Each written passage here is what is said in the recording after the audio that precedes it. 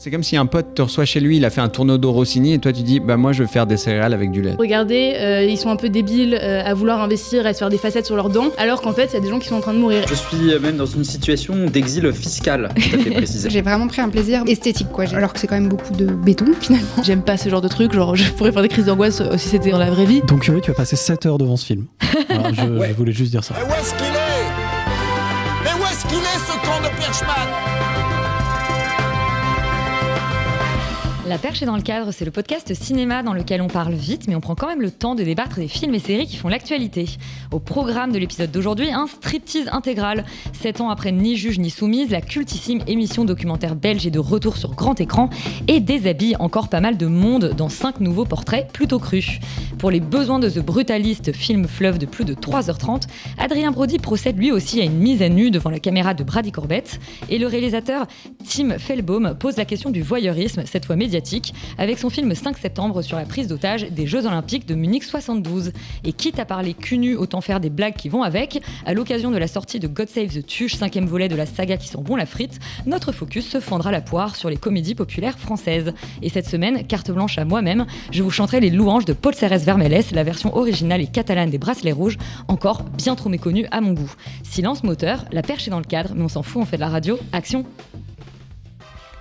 La semaine dernière, Yuri me remplaçait à la présentation de La Perche car j'étais à Clermont-Ferrand en raison d'un festival international de court-métrage avec d'ailleurs Félix et Imen. Et aujourd'hui, vous constaterez que si j'ai bien repris la place aux commandes de l'émission, Laurent a lui pris le rôle de Yuri. Nous avons malheureusement dû nous séparer.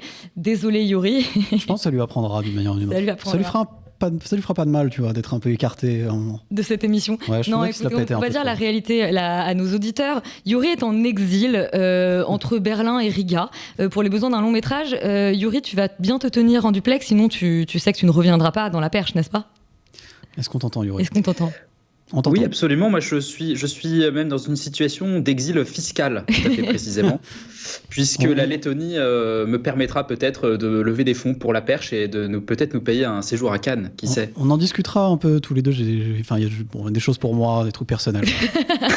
On en parlera. Yuri, il sait qu'il doit se rattraper. C'est pour ça qu'il essaye de monter une petite cagnotte pour la perche. Merci à toi, Yuri. Je rigole, évidemment. L'émission était hyper cool la semaine dernière. Je profite pour dire qu'autour de la table, il y a Imen, je viens de le dire. Félix, je l'ai mentionné, mais il n'est malheureusement pas là.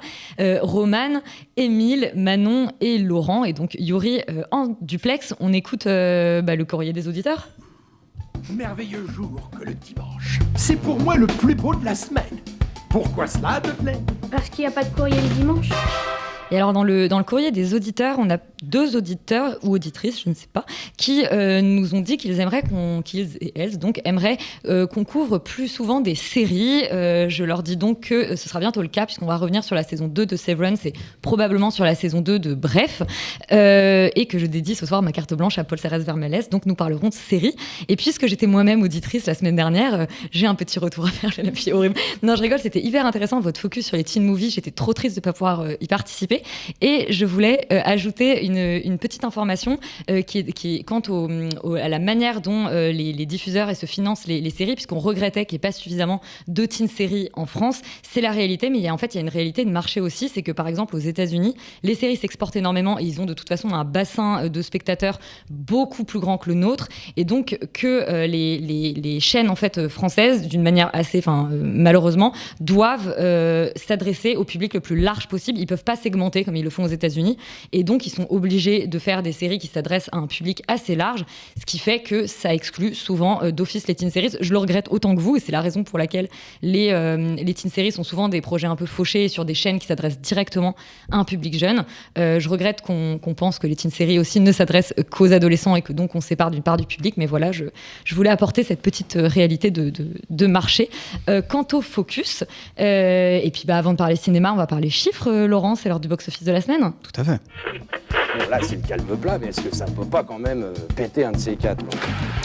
Est-ce que Mufasa, le roi des animaux, a enfin quitté la première marche du box-office ? Eh bien, oui. Ah, les Il a bien. quitté même il a quitté le podium du box-office. Il a été remplacé, que Dieu nous ayant sa sainte garde, par God Save the Tuche, le dernier épisode des Tuches, dont on va vous parler un peu ce soir à l'occasion d'un focus sur la comédie française, qui fait quand même La comédie française, je sais pas de laquelle on parle, les comédies françaises. Oui, pardon, les comédies françaises, pas la comédie française, le théâtre. On laisse ça au théâtreux. Ça fait quand même 1 87 000 entrées, c'est quand même pas trop mal pour un démarrage, je pense même pour les Tuches. C'est quand même assez solide. Il est suivi quand même de très loin par une nouvelle entrée aussi, Paddington au Pérou, la suite de Paddington qui fait 437 000 entrées, ce qui est un début quand même vraiment honorable, mais bon, se fait écraser par le rouleau compresseur Tuche. Enfin, en 3e place, Un parfait inconnu, le film de James Mangold dont on vous a parlé il y a 15 jours, je crois, sur Bob Dylan, qui fait 225 000 entrées en 2e semaine. Donc on a dû en parler il y a 15 jours. Oui, c'est ça, il y a 15 jours, dans la dernière émission que j'ai fait à ce micro avant Yuri. Ce qui est quand même pas mal, ça fait quand même un cumul à 533 000, ce qui est assez honnête, ça veut dire qu'une baisse seulement de 27% entre les 2 semaines, ce qui veut dire ce qui se maintient bien. Mufasa, lui, est 5e, ce qui est pas mal quand même, mais enfin, il refait 148 000 entrées pour un cumul à 4,7 millions. Ça continue à être assez solide. 4,7 millions. 4,7 millions, assez solide. Petit démarrage pour 5 septembre, film un peu à Oscar, qui fait que 66 000 entrées en première semaine, ce qui est pas dingue, mais on va vous en parler tout à l'heure pour vous dire si oui ou non c'est bien. Et puis voilà. Et Yuri, depuis ton exil, tu voulais nous donner des news.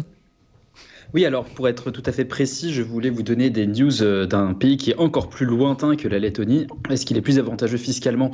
Je ne sais pas.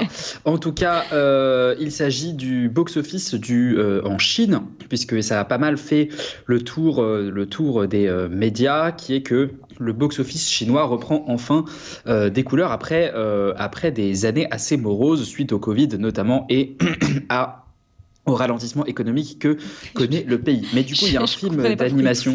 Pardon ? Je comprenais pas pourquoi tu toussais. Je me demandais s'il allait avoir une vanne sur le Covid et les Chinois, mais au secours. Poursuis. Ah non, c'est juste... non, pas du tout. Non, c'est juste il illustrait le ralentissement t'as économique. vraiment l'esprit hyper mal placé, Elisabeth, si je puis me permettre, parce que c'est juste que j'ai un petit rhume. Pardon. Et donc, le succès d'un film d'animation qui explose absolument tous les compteurs, puisqu'il s'agit d'ores et déjà du plus gros succès au box-office chinois. Ça s'appelle Neja 2. Et c'est donc l'histoire, c'est donc l'adaptation d'un conte populaire chinois qui est qualifié dans l'article des Échos que nous a gentiment transmis Valentin du Hercule local. Donc c'est un petit garçon qui a plein de super pouvoirs et qui fait plein de trucs trop bien. Et ce qui est très intéressant de constater, c'est que la part de films étrangers et notamment américains s'est quand même réduite à peau de chagrin ces dernières années, alors que pendant des années, les États-Unis ont essayé de pénétrer ce marché en faisant des films à destination de ceux qu'ils pensaient être le public chinois, et que en fin de compte le public chinois s'est quand même tourné beaucoup plus vers des productions chinoises faites en fait pour eux sur la base de leur propre folklore. Et donc ce qui est très intéressant, c'est de voir que finalement il y a une économie du cinéma presque parallèle qui reprend vraiment de la vigueur, parce que le film en question va probablement passer les 2 milliards de dollars de box-office, ce qui est à peu près autant que les plus gros succès des Marvel récents. Il y a quelques films seulement au monde qui ont passé les 2 milliards de dollars au box-office, et peut-être que ce Hercule local, comme il est appelé par les Échos, va pouvoir percer ce plafond de verre. Non, mais le gouvernement chinois a quand même fait un peu ce qu'il pouvait pour mettre des bâtons dans les roues des Américains, justement pour pouvoir garder la part de marché pour leur cinéma local. C'est pas que une vue de l'esprit, il y a eu des... Non, mais... Ça a été organisé quand même. Mais le cinéma américain fait exactement la même chose avec des films d'autres continents. C'est-à-dire que c'est de bonne guerre presque, j'ai envie de dire, sur ce point. Et il y a un élément que tu n'as pas mentionné qui me paraît absolument essentiel, c'est que le réalisateur, déjà, il est médecin à la base, mais surtout, il se fait appeler Ravioli. Et donc, Jauzi, en fait, oui. Oui, mais ce qui est l'équivalent de la traduction, et c'est Ravioli. Et donc, bravo à lui. Et moi aussi, je pense que j'aimerais me rebaptiser en Ravioli. Le premier film dont on parle ce soir, c'est The Brutalist de Brady Corbett. On écoute la bande-annonce.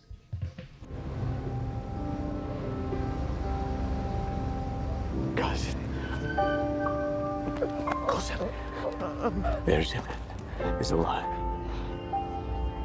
What? l'architecte visionnaire Laszlo Toth arrive en Amérique, plus précisément en Pennsylvanie, livré à lui-même et alors que sa femme est toujours bloquée en Europe. Laszlo va faire la rencontre d'un industriel fortuné, Harrison Lee Van Buren, qui va reconnaître son talent d'architecte. Manon, The Brutalist, c'est le film qu'on annonce comme un des grands contenders des Oscars. Oui, je crois qu'il a raflé vraiment beaucoup de nominations.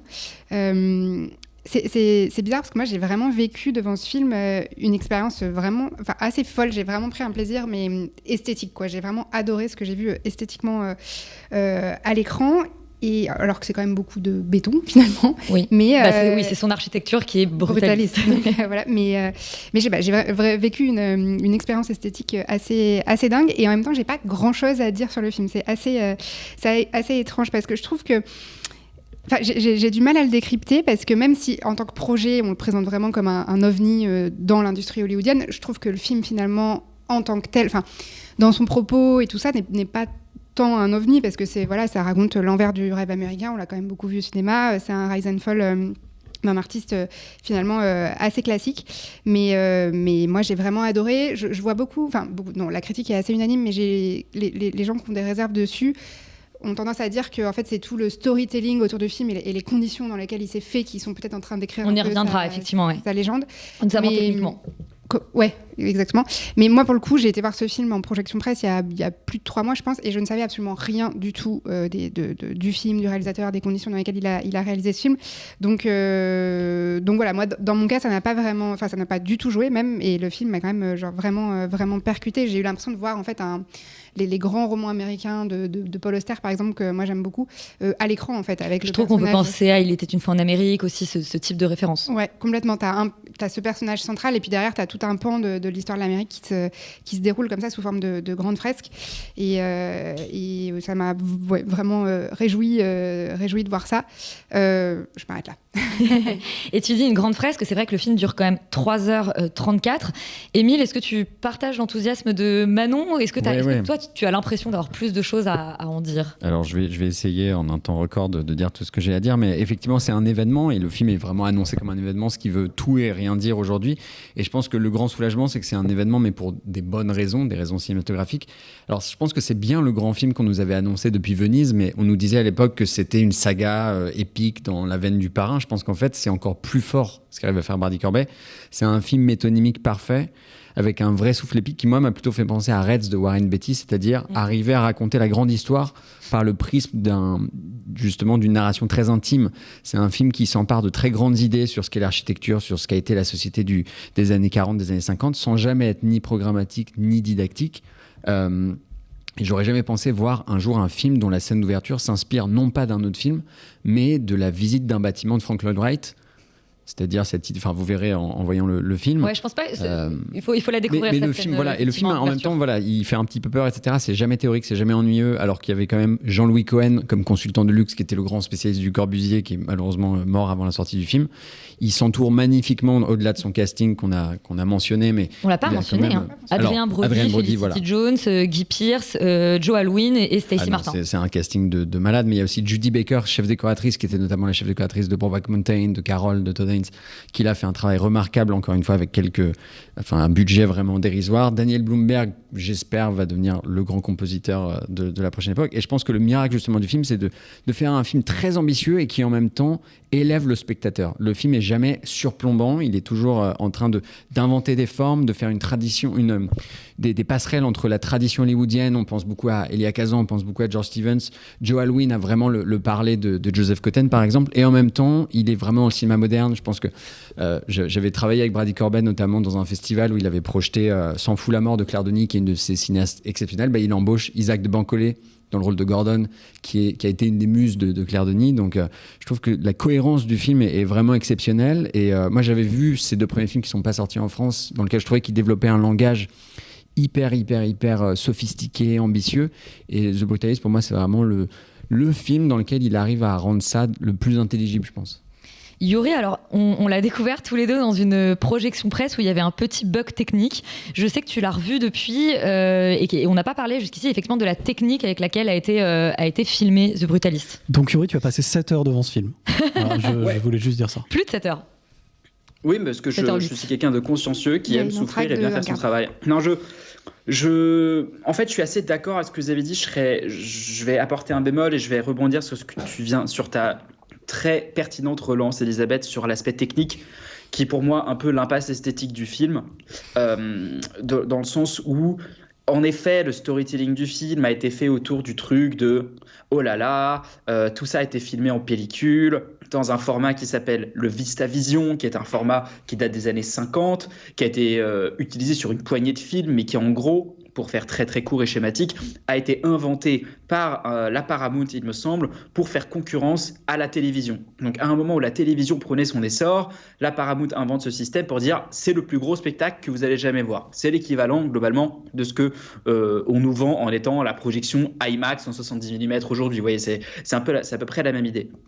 Et la justification qu'il y a derrière de la part de Brady Corbet, et encore une fois, je suis conscient que ça n'est pas le film en tant que tel qui est visé, c'est plutôt le storytelling qui est fait autour, c'est de dire, comme ça se passe dans les années 50, il fallait bien que je tourne sur un format de pellicule qui est typique des années 50. Ce que je trouve pour ma part être une impasse esthétique totale, parce que ça voudrait dire que tous les films de 2002 devraient être tournés en mini DV et tous les films de 2024 devraient être tournés sur des iPhone 16. En plus, c'est faux parce que tu l'as dit, il y a une poignée de films qui ont été tournés avec ça à l'époque. Donc c'est pas un film typique des années 50. Donc en fait, je trouve que déjà pour moi, là, il y a une espèce de dissonance cognitive qui se crée autour du film où je vois quelqu'un qui va absolument pousser son geste jusqu'au bout et qui pour moi n'y parvient pas vraiment, parce qu'en réalité, le film est bourré d'effets spéciaux numériques, c'est très bien et c'est normal, mais du coup, cette espèce de purisme qu'il affiche comme étant un aspect en fait presque fétichiste de la forme et de la matière du cinéma, en fait je l'aurais peut-être même presque plus respecté s'il était allé à fond la caisse dans une mise en scène des années 50. Or, la mise en scène, comme vous l'avez cité, elle se revendique beaucoup plus d'une mise en scène moi j'ai pensé à Werner Herzog en voyant le film, on pense à Paul Thomas Anderson en voyant le film, on pense à Coppola, époque Apocalypse Now en voyant le film, et pas du tout à un cinéma des années 50. Et du coup, pour moi, il y a une espèce de dissonance cognitive qui se crée dans le film d'un point de vue purement formel et technique, mais donc voilà, je vous laisserai élaborer un peu plus sur le fond et la forme, etc. Mais en tout cas, moi, c'est un premier aspect qui m'a beaucoup gêné. Mais voilà, je laisse la parole. Et pourtant, t'as quand même, il me semble, beaucoup apprécié le film.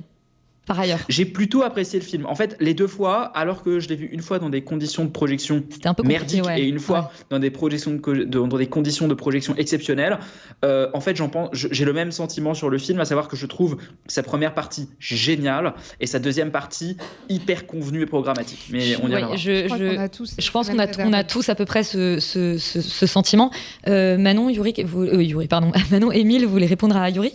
Moi je voulais dire un petit mot sur les réserves que j'avais du film, mais avant je voulais quand même parler un petit peu sans rentrer vraiment dans la mise en scène, mais je trouve qu'il a quand même une façon au-delà de filmer l'architecture de façon assez grandiose, je trouve que dans la mise en scène des espaces, qu'ils soient extérieurs, qu'ils soient intérieurs, j'ai trouvé ça assez dingue. Et on parle beaucoup de films monuments, ça aurait pu être peut-être un peu à tort, mais je trouve que quand même, il a une façon de mettre en scène ce côté monumental, justement, je trouve. Moi, je me suis sentie comme devant un grand bâtiment très impressionnant devant ce film, en fait. C'est pas un peu aussi un truc purement marketing en disant un film monument parce que ça parle de un truc un peu de journaliste, tu vois, de sortir ça. Complètement, c'est les grosses catchlines. Mais je trouve que pour le coup, c'est quand même effectivement justifié. Enfin, moi, je me suis sentie comme face à un monument devant ce film. Ça va? Non, ça va. On a quelques bugs techniques avec le duplex. Voilà. Et pourtant, je trouve qu'il y a quand même des liens qui auraient pu être, des parallèles qui auraient pu être assez gros quand même, parce que notamment cet architecte qui est en lutte pour imposer sa vision. Et j'imagine que Brady Corbet se sent peut-être un peu comme ça à Hollywood, un peu en lutte aussi pour imposer ses ambitions à lui. Voilà, tous les liens sur ce que le capitalisme fait à l'art, ça aurait pu être peut-être un peu peut-être pas grossier, mais en tout cas, moi je trouve qu'il fait ça très bien et je trouve que ça donne vraiment un vrai objet d'art. En revanche, sur les petites réserves que j'ai sur les films, effectivement, je trouve que la deuxième partie est quand même beaucoup moins réussi, notamment parce que c'est l'arrivée de personnages féminins que je trouve, moi, vraiment très mal écrits. Enfin, vraiment, Celui de Felicity Jones, notamment. Ouais, et de la nièce, il y en a une qui est mutique. La nièce est mutique et la femme, elle, en fait, elle est handicapée suite à la guerre, la malnutrition, etc. Et elle récupère progressivement. Et je trouve que tous les personnages secondaires aussi ont un petit défaut quand même d'écriture. Enfin, ça, j'ai trouvé ça un peu plus faible. Et je trouve qu'il y a aussi des lourdeurs psychologiques qui développent et il fait des parallèles capitalisme, viol, enfin des trucs un peu hasardeux, je trouve, qui sont un peu... Voilà, moi je trouve que tout le côté psychologique développé dans la deuxième partie est un peu lourd parfois, mais sinon je trouve que c'est effectivement un film. Alors je pose la question à Émile, parce que tu dis c'est un film grandiose et en même temps tu dis que la deuxième partie n'est pas au niveau. Yuri dit la même chose et je peux sentir la même chose aussi. Émile, est-ce que finalement le film aurait dû durer 2 heures et être un peu plus rapide sur sa deuxième partie ? Absolument pas.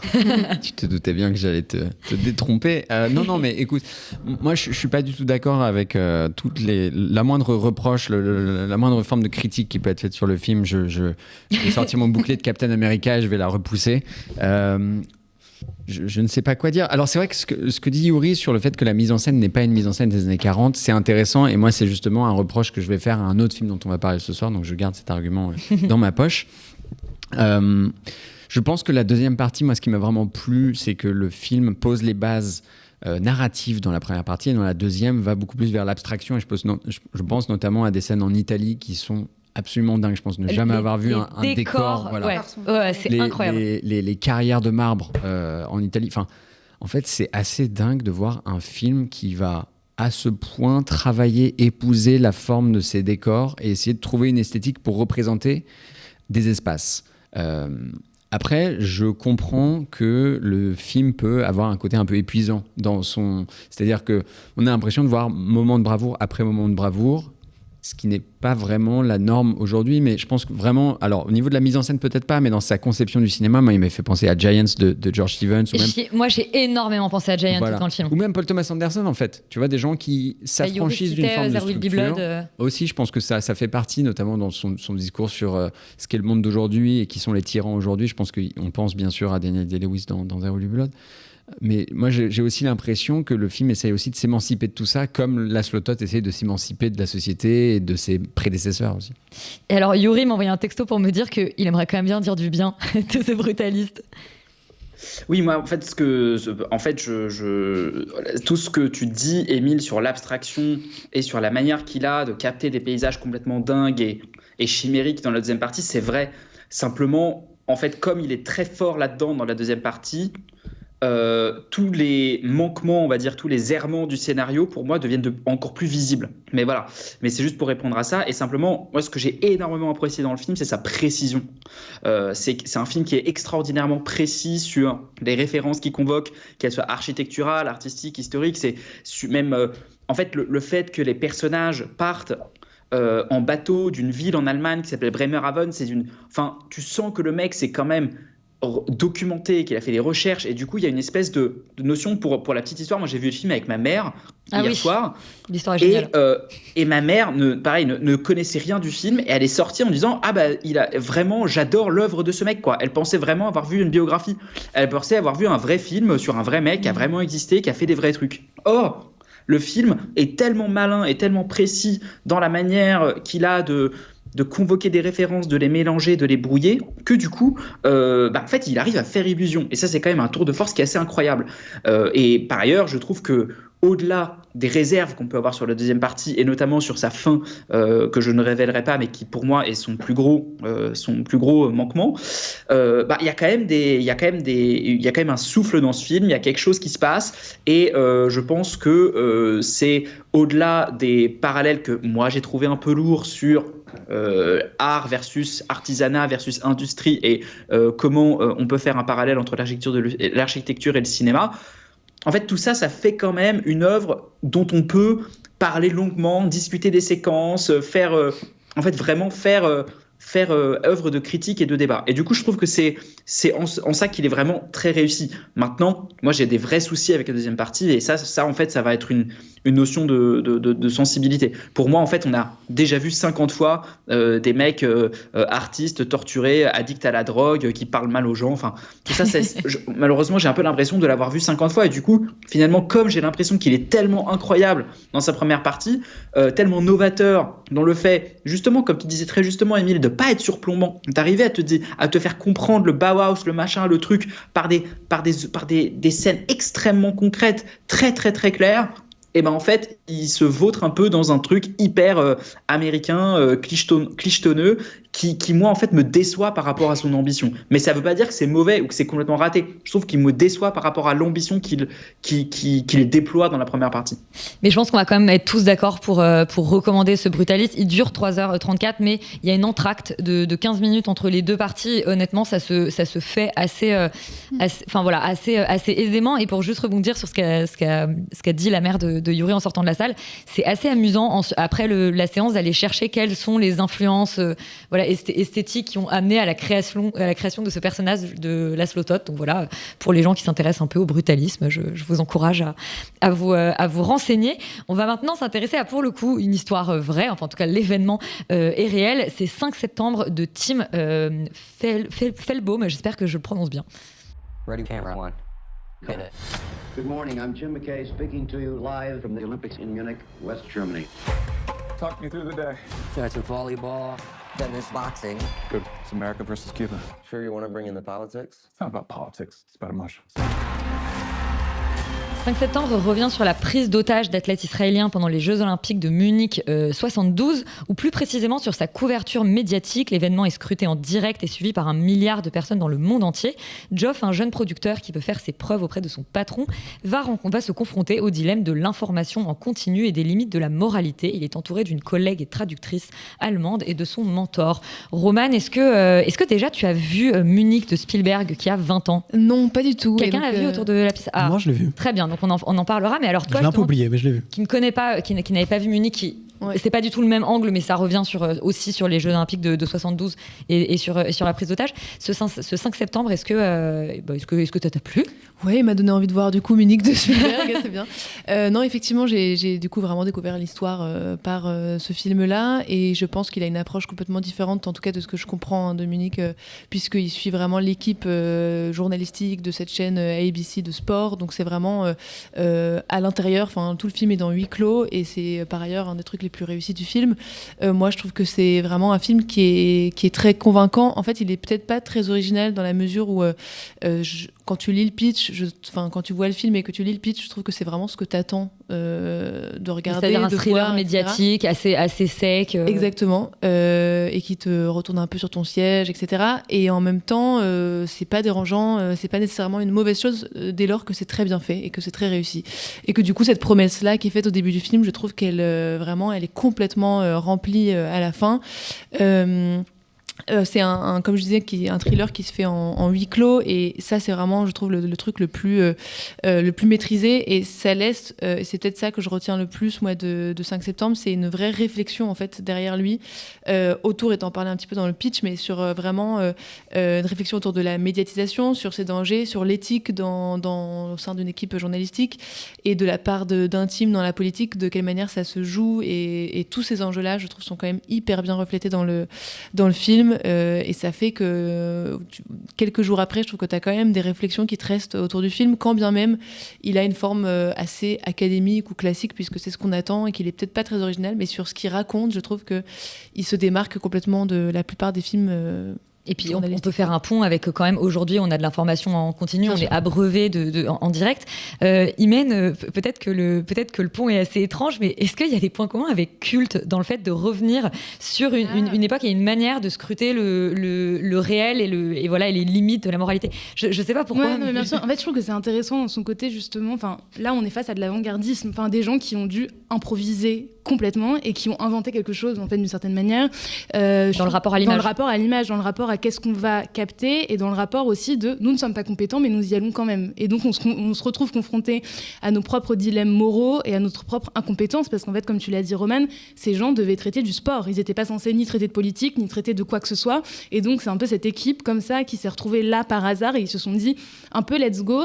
Et donc en ça, je trouve qu'il y a quand même un parallèle même dans le rapport de c'est de la réalité, c'est du live, mais à la fois c'est comment est-ce qu'en fait on va tout maîtriser. C'est que tu as dit caméra et donc c'est quelqu'un je trouve que c'est intéressant aussi le film dans ce côté juste comment ça se crée concrètement d'un mec qui va dire caméra A, bah non, là cut caméra B, zoom un peu plus, va chercher un peu de l'émotion et donc comment est-ce qu'on fabrique aussi une image tout en faisant croire au spectateur qu'il y a un pacte de documentaire donc de réel. En ça j'ai trouvé ça hyper intéressant et comme l'a dit Roman, en fait on peut pas s'empêcher de penser à l'époque actuelle. En plus c'est un film quand même qui traite aussi du conflit israélo-palestinien, donc c'est éminemment contemporain aussi. Enfin il y a énormément de ponts qui se font.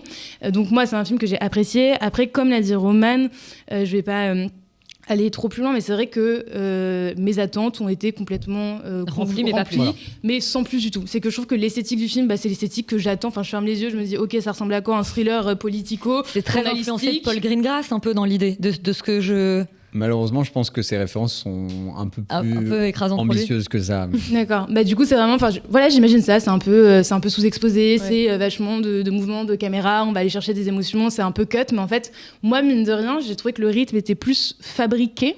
J'ai senti qu'on voulait me fabriquer du rythme avec un peu un truc, les gens parlent, ça bouge dans tous les sens. Mais étonnamment, je suis un peu restée en dehors. Enfin, j'ai l'impression de pas avoir été. Enfin, je sentais qu'on voulait que je sois dans une sorte de hâte et d'impatience et moi-même être un peu stressée. Ça n'a pas tout à fait fonctionné sur moi parce que à nouveau je trouvais que le film était quasiment cliché en fait dans sa recette de comment est-ce que ça fonctionne un film un peu politique thriller. Donc Laurent, est-ce que tu rejoins Imen et Roman sur le fait que c'est un film de bonne facture, honnête, mais qui restera pas dans les annales du genre du film du journalisme? En fait, un peu, sauf que, en fait, je trouve un peu dur parce que je trouve que la manière dont il aborde justement ce fait divers-là par le biais du journalisme est en fait très malin. Et que ce thriller journalistique, tu dis le genre du thriller journalistique, en réalité, il n'y en a quand même pas tant que ça. Il y en a, mais il n'y en a pas non plus tant que ça. Il y en a quand même quelques-uns. Hein. Oui, non, mais il y en a quelques-uns, mais je ne sais pas si on peut parler de genre, en tout cas de ce genre. J'en ai déjà 3 en tête, rien qu'en. Mais toujours est-il que c'est. Moi, je le trouve quand même, je suis d'accord, très bien fait. Je trouve que c'est un vrai thriller journalistique parce qu'en fait, il nous fait avancer dans ce récit à travers les enjeux des journalistes et pas l'enjeu pas l'enjeu du terrorisme derrière et de la prise d'otage. Ce que je trouve assez couillu qu'en fait comme point de vue et franchement plutôt pas mal parce que tu sens que le réalisateur a un plaisir en fait de filmer ce côté rétro des journalistes à l'ancienne qui sont obligés de bidouiller des trucs. Il y a énormément en fait de plans sur de la bidouille, comment ils ont été obligés de trafiquer un téléphone pour pouvoir entendre le son dans la régie, comment ils trafiquent des radios pour entendre la radio, de la police qui s'en prend hyper cher d'ailleurs dans le film, en même temps qu'ils sont d'une incompétence hallucinante. D'ailleurs parce que l'histoire a tourné vraiment au drame pour ceux qui ont revu Munich, etc. C'est un film qui est très différent de Munich, qui lui en fait c'est pas du tout le même angle sur le terrorisme, qui est un film sur la politique, qui est un film complètement différent et sur aussi la traque justement de ces criminels, etc. Là vraiment c'est un thriller très court, très bien fait, je suis d'accord. En effet, c'est sans génie, mais je trouve que ça a été fait quand même par des gens qui avaient le plaisir à le faire. Et j'ai pas trouvé que c'était fabriqué, et j'ai pas trouvé que c'était fastoche et cynique. Je pense qu'il y a un vrai plaisir de la part des gens de le faire, et c'est du coup un film assez agréable. Je sais pas si, je sais plus, il a été nommé au Golden Globe, peut-être aux Oscars, je sais plus. Ouais, aux Oscars, meilleur scénario original, je crois, dans la catégorie. Il est un peu. Après, le film est quand même vraiment bien construit parce qu'on s'emmerde jamais, etc. Mais de là, Émile fait la fine bouche, de là à récupérer quand même des tas d'Oscars, etc. Je trouve que je trouve c'est peut-être un peu léger, mais ça reste un film assez plaisant. Et si on aime bien ce genre-là, comme tu dis, ce genre, pardon, les Hommes du Président, Pentagon Papers, Spotlight, Good Night and Good Luck, il y en a quelques-uns. C'est des films assez différents quand même, mais bon, fair enough. certes, et The Newsroom, la série Alors, je trouve qu'on y retrouve plus de The Newsroom parce qu'il y a le côté vraiment ça parle. hyper, surtout en fait, mais surtout il y a un côté bordélique en fait de l'information en direct où c'est le merdier, donc tout le monde court partout. Et ça, pour le coup, moi j'ai pas trouvé ça fabriqué, j'ai trouvé ça assez réel en fait. C'est un peu n'importe quoi, donc parce que les trucs se passent en direct et qu'il faut qu'on bosse dessus. Et du coup, moi, ça m'a pris quand même. Émile, est-ce que c'est l'ancêtre de TPMP finalement? Je me suis posé la question. En fait, moi, ce matin, j'ai demandé à Laurent, est-ce qu'il vaut mieux que j'aille voir les Tuches 5 ou 5 septembre? Il m'a envoyé voir le deuxième, et je pense que j'aurais préféré voir 4 septembre sur la construction de la station de métro à Paris. Je pense que ça m'aurait plus intéressé. En plus, j'étais intrigué. Parce que t'es fan d'architecture, c'est ça? En plus, voilà, c'est l'architecture brutaliste de la station 4 septembre. Qui est plutôt très classique. C'est un film qui m'intrigue parce qu'en fait, on a John Magaro, qu'on a tous aimé dans Past Lives, dans First Cow, qui est mélangé avec Léonie Bénèche, qui était génial dans La salle des profs. Et je pense que vous avez très très bien résumé. Et dans Babylone Berlin. Et entre autres. Et vous avez hyper bien résumé, je pense, les qualités du film sur, en fait, cet événement qui va être un peu le point de départ, l'événement séminal des chaînes d'infos en continu, dont on fait encore les frais aujourd'hui. Et d'ailleurs, il y a un moment qui est assez saisissant, mais qui malheureusement dure que 2 minutes, où John Magaro s'aperçoit que peut-être que les terroristes sont en train de les regarder.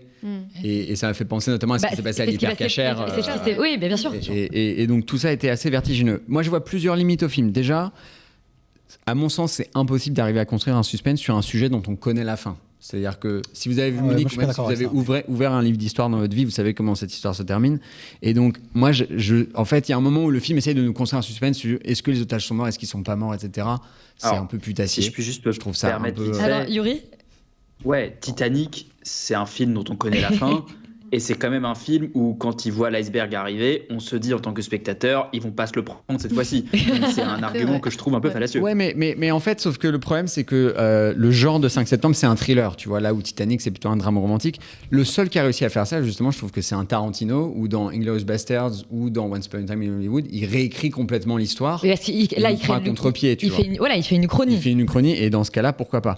D'autre part, il y avait plusieurs choses qui m'ont dérangé. Le fait que... Alors, pourquoi pas faire réagir les acteurs aux vraies images? C'est-à-dire qu'en fait, tout le film est en huis clos, comme vous l'avez dit. Ils sont dans un nodal, donc ils ont plein de télé. John Magaro joue le réalisateur qui doit choisir entre plein de caméras, et on est face aux vraies archives. Le problème, c'est que du coup, quand on entend parler les acteurs, moi, je ne croyais pas du tout aux années 70, dans les intonations, dans le timbre de la voix, même le langage corporel. Pour moi, ça crie 2025. Il y a un énorme décalage entre les images de télé qu'on voit, les archives, et la façon dont se comportent les personnages. Moi, c'était un des problèmes. Et je trouve, en plus... Tu voulais que ce soit filmé en Panavision? Alors, en Vistavision. En Vistavision, pardon. Et alors, évidemment. Là, pour le coup, je vais faire un point Yuri, mais je trouve qu'il y a une esthétique en contresens total. C'est-à-dire qu'on est dans un décorum très années 70, en fait, ce que les gens aujourd'hui imaginent être les années 70. L'image est une espèce de bouillie grise, bleutée. À un moment où ils ouvrent la porte du studio, c'est inondé de lumière. Je trouve assez moche. Mais pourquoi pas? On est en RFA dans les années 70. Non. C'est juste que c'est parce que c'est un film allemand. C'est tout. En plus, peut-être. Et à côté de ça, il y a une mise en scène, comme tu l'as dit, Imen, ultra nerveuse, ultra contemporaine. Américain. Le travail musical de Lawrence Dangle, je trouve, est complètement à contre-pied de ça.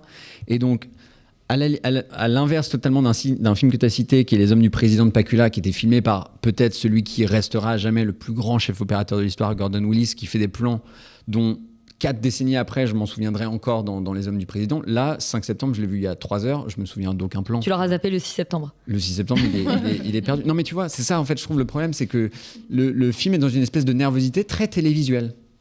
Donc en un sens, raccord total avec son sujet, mais en un autre, moi j'attendais à quelque chose de... Tu scrolles et je trouve ça dommage. Moi je trouve ça vraiment dommage.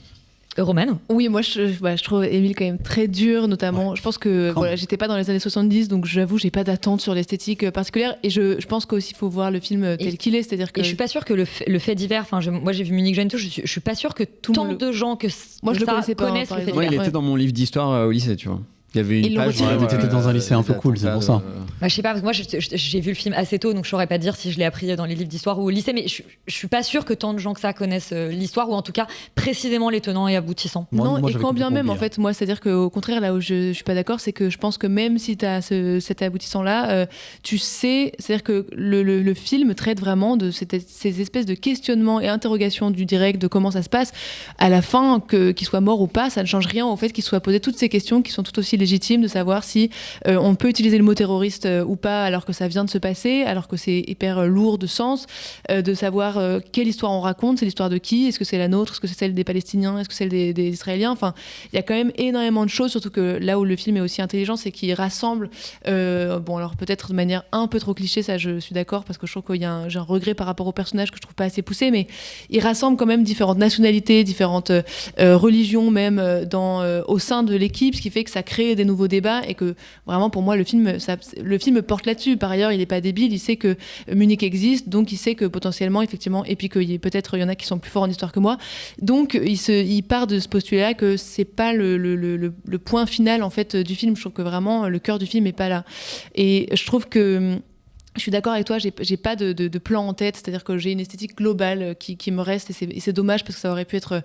encore une fois plus original, mais je trouve que vraiment cette histoire de huis clos quand même, je la trouve hyper bien maîtrisée, ce parti pris-là, parce que c'est quand même du coup 1h30 qui se passe vraiment dans un espèce de studio tamisé. C'est un truc où vraiment moi je pourrais pas supporter. En plus, j'aime pas ce genre de truc. Genre je pourrais faire des crises d'angoisse si c'était dans la vraie vie. Là, j'ai complètement réussi à tenir 1h30 parce que je trouve que il y a un espèce de rythme que tu vois par les caméras à l'extérieur, et cette espèce de jeu de simulacre entre en fait le fait que tu regardes les images à l'extérieur, mais en fait t'es vraiment beaucoup plus focalisé par ce qui se passe comme dynamique à l'intérieur, et cette espèce de jeu de temporalité aussi que j'ai trouvé très bien mené. C'est-à-dire qu'au début, on a une scène où il y a une porte, en fait, une espèce de porte de sortie qu'on ouvre pour fumer une clope ou pour regarder un truc, c'est le jour. Et puis, une demi-heure plus tard, dans le film, en fait, ils veulent regarder des hélicoptères, et puis tu vois qu'il fait complètement nuit. Et toi-même, en tant que spectateur, moi, je trouve que je me suis vraiment laissé emporter dans cette espèce de temporalité-là, en me disant, OK, en fait, j'ai passé pas 1h30 dans cette espèce de studio, mais une journée entière, et j'arrive à y croire, quoi. Donc ça, je trouve que quand même, je trouve que c'est assez maîtrisé, malgré une mise en scène qui est peut-être pas mémorable, mais je trouve que ça reste quand même très efficace. Là où je trouve que le film pêche un peu et se plante un peu, c'est que il n'insiste pas assez sur le fait que dans le fond ces journalistes se sont plantés.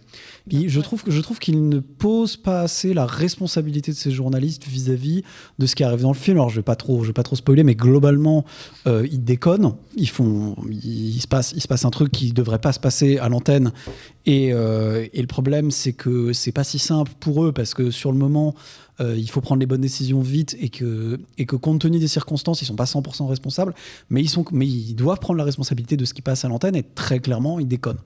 Et je trouve que ça montre pas avec assez de recul le fait que ces gens-là ont du pouvoir, ils ont des responsabilités, et ils devraient être comptables de ça. La fin est quand même un petit peu genre on se congratule parce que ok, c'était pas facile, mais dans le fond on a quand même fait du bon boulot, allez, tu vois. Et ça, je trouve ça un peu dommage qu'il n'y ait pas plus de critiques vis-à-vis de cette vision. En dehors de ça, évidemment je trouve Émile un peu difficile, même si c'est vrai que c'est pas un film qui restera dans les annales, je pense pas, mais ça reste quand même un petit film bien fait, et ça arrive pas si souvent, donc je trouve qu'il faut en profiter un peu. Bon, on vous encourage quand même à aller le découvrir, et si vous allez le découvrir, donc ne lisez pas de page Wikipédia et ne regardez pas peut-être Munich avant, pour ne pas savoir de quoi il en ressort par rapport à Munich. Qu'est-ce qu'on conseille, Émile ? Par rapport à Munich ? Oui. On conseille d'y aller. Voilà, il y a des saucisses. La Bavière, elle est en octobre. Est-ce qu'on conseille plutôt Munich ou 5 septembre ? En fait, je trouve que ce qu'a fait Tim Felbaum est pas mal. C'est-à-dire que c'est comme si un pote te reçoit chez lui, il a fait un tourneau d'eau Rossini, et toi tu dis, moi je veux faire des céréales avec du lait, tu vois. Moi, je trouve que c'est la différence entre Munich et 5 septembre. Je trouve que tu exagères, mais je vois où tu vas en venir. C'est bon les céréales. On a pris ça. Ouais, mais face à un tourneau d'eau Rossini, c'est quand même. Ouais, pour ceux qui sont végétariens, peut-être. On va tout de suite écouter notre jingle du Focus. Ce film a confondu mon histoire et celle de ma sœur Colette, qui a effectivement épousé Monsieur McBurett. Monsieur McBurett, qui est l'aviateur anglais. Voilà. Et alors, Laurent, quand même, on s'est dévoué pour ce focus, puisque c'est un focus où on s'est posé la question des comédies populaires françaises et entre autres de leur renouveau. Et donc, on est allé voir Les Tuches 5. Alors, je sais que Yuri, qui est avec nous, avait vu au moins... Yuri, t'as vu Les Tuches 1, 2, 3 à peu près ? Eh ben, j'ai vu les 4 premiers, je crois. J'ai vu les 4 premiers opus de cette saga épique. Et bah écoute, ouais, belle perf, comme dit Émile. Alors moi, j'ai rattrapé le premier et j'ai vu le 5 en compagnie de Laurent. Laurent, toi, tu as vu le 1 puis le 5. Moi, j'ai vu le 5 puis le 1. Tout n'a plus aucun sens. Peut-être, Laurent, je te laisse donner ton avis en quelques mots sur les tuches, même si c'est pas vraiment l'objet de notre débat. Écoute, c'est un peu... moi, je trouve que le 1 et le 5, globalement, c'est un peu le même film. Le 1 est quand même un peu mieux, c'est quand même un peu plus sérieux, machin. Le 5, franchement, tu vois qu'ils ont lâché la rampe et qu'ils en ont vraiment rien à foutre. C'est une succession de gags qui n'ont pas vraiment de conséquences les uns avec les autres. On s'est pas vraiment fait chier à écrire un scénario. Tu sens que, en fait, on est là pour les personnages et pour les vannes. Si vraiment, moi, ça me faisait beaucoup rire, je peux comprendre l'attrait. C'est pas le cas. Je trouve quand même qu'il y a 2-3 moments qui sont marrants, mais dans l'ensemble, en tout cas surtout pour le premier, le 5, vu que c'est un peu la même chose, voilà. Je sais pas si ça mérite le tombereau de haine que le film s'est reçu au moment de sa sortie, en disant que c'était scandaleusement débile, etc. Ça reste une grosse comédie française un peu coconne, mais c'est pas non plus un scandale absolu. Le 5 est quand même vraiment mauvais. Moi, je peux pas vraiment conseiller aux gens d'aller voir ça. Sauf si, je sais pas, vous êtes fan des tuches et vous trouvez ça hyper drôle. Dans ce cas-là, ils ne vous attendent pas pour aller le voir. Pour moi, c'est la même chose, en fait, que le premier. Si vous avez bien aimé le premier, vous aimerez globalement à peu près celui-là. Mais c'est là où moi, je suis pas d'accord avec toi. C'est que j'ai découvert le 5 avec toi et je me suis globalement dit qu'effectivement... Honnêtement, j'ai trouvé ça plutôt sympathique, mais juste, je me disais, il y a quand même... On se fout un peu de ma gueule parce que rien de ce qui se passe dans le film n'a jamais de conséquences. Donc, il y a une espèce de truc où on regarde le film se dérouler. Tout ce que font les personnages n'a aucune conséquence. Les personnages sont complètement hors sol, donc pas l'air du tout d'être conscients du décalage qu'ils créent, etc. Et ensuite, j'ai regardé le 1 cet après-midi pour préparer l'émission et je suis pas d'accord avec toi. Le 1, déjà, c'est un bien meilleur film, mais surtout le 1, les personnages sont tout à fait conscients du décalage qui crée, du fait qu'ils sont pas du tout du même milieu à l'origine et que c'est juste le fait d'avoir gagné, je sais plus combien de millions, 100 millions, je crois, au loto qui leur permet d'accéder à Monaco dans le premier film. Mais surtout, les personnages, donc du coup, ne sont pas hors sol, sont conscients du décalage qu'ils créent, mais les choses ont des conséquences. Enfin, le premier, il y a un scénario.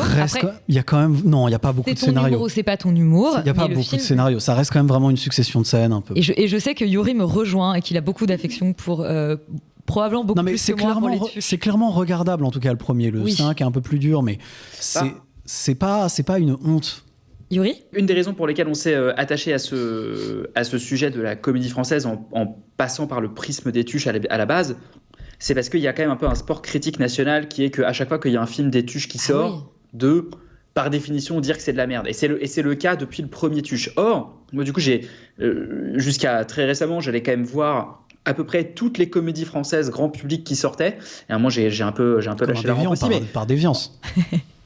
Oui, mais parce que par intérêt vraiment parce que ça reste des objets culturels et intéressants. Et donc il y a un truc où le premier tuche a été une espèce de phénomène complet.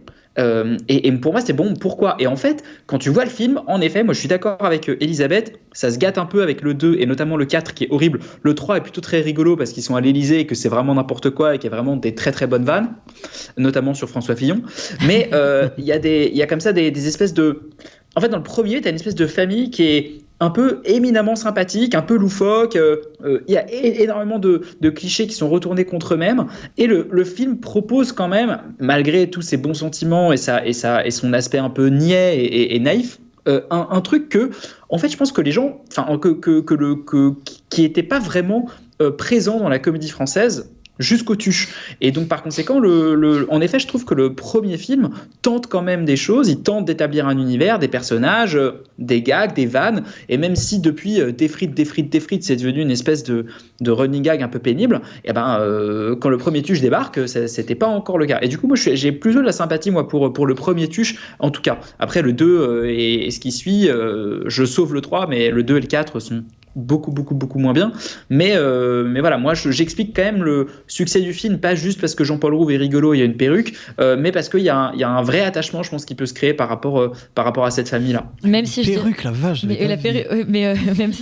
Même si pour moi c'est des cousins plus sympathique des groseilles de La vie est un fleuve tranquille. Il y a quand même, je trouve, un lien de parenté assez évident, mais ils sont effectivement éminemment plus sympathiques.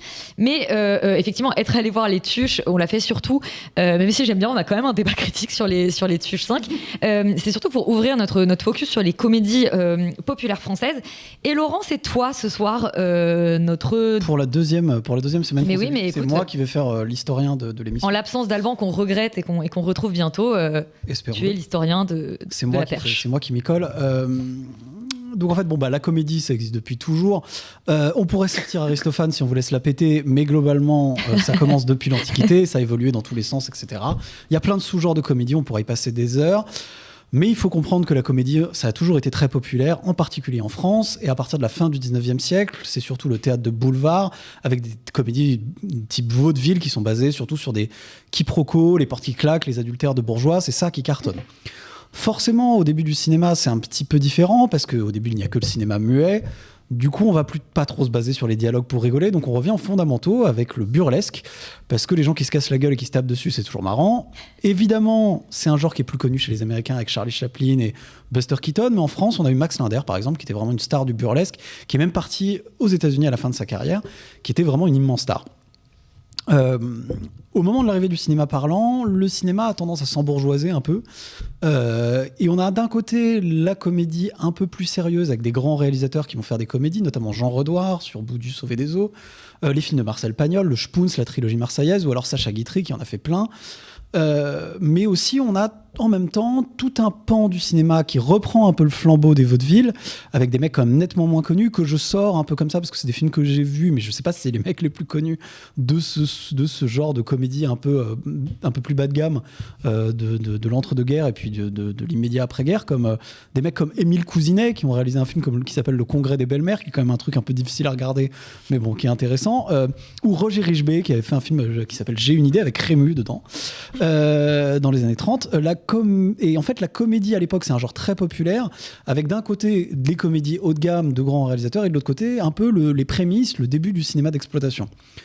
L'âge d'or de la comédie française, ça va évidemment arriver dans les années 60, 70, avec les films en fait, que tout le monde connaît. On va pas y passer 3 heures, mais bon, notamment les films d'Audiard qu'il a fait avec Lautner, les films de Gérard Houry. Ça fait jouer beaucoup de grands acteurs de l'époque qui sont des vrais acteurs de comédie. Louis de Funès, Bourvil, Jean Lefebvre, Michel Galabru. Ils sont un petit peu le niveau en dessous, mais quand même. Puis un peu plus tard, des gens... Alors, non, Galabru, Jean Lefebvre peut-être un peu moins bien. Galabru, ça reste quand même un très grand acteur. Et premier prix de conservatoire quand même. Et enfin, plus tard, des mecs comme Coluche, Pierre Richard, etc. Il y a des films, évidemment, les Tontons Flingueurs, que à peu près tout le monde connaît par cœur, La Grande Vadrouille, Les Gendarmes de Saint-Tropez, etc. Et en fait, ça continue dans les années 80 avec des films comme La Cage aux Folles et les films un peu de groupe, comme les films du Splendide. Et en fait, toute cette vague, elle va... Les Bronzés, notamment. Les Bronzés, avec les Bronzés, le Père Noël du Verdure, etc.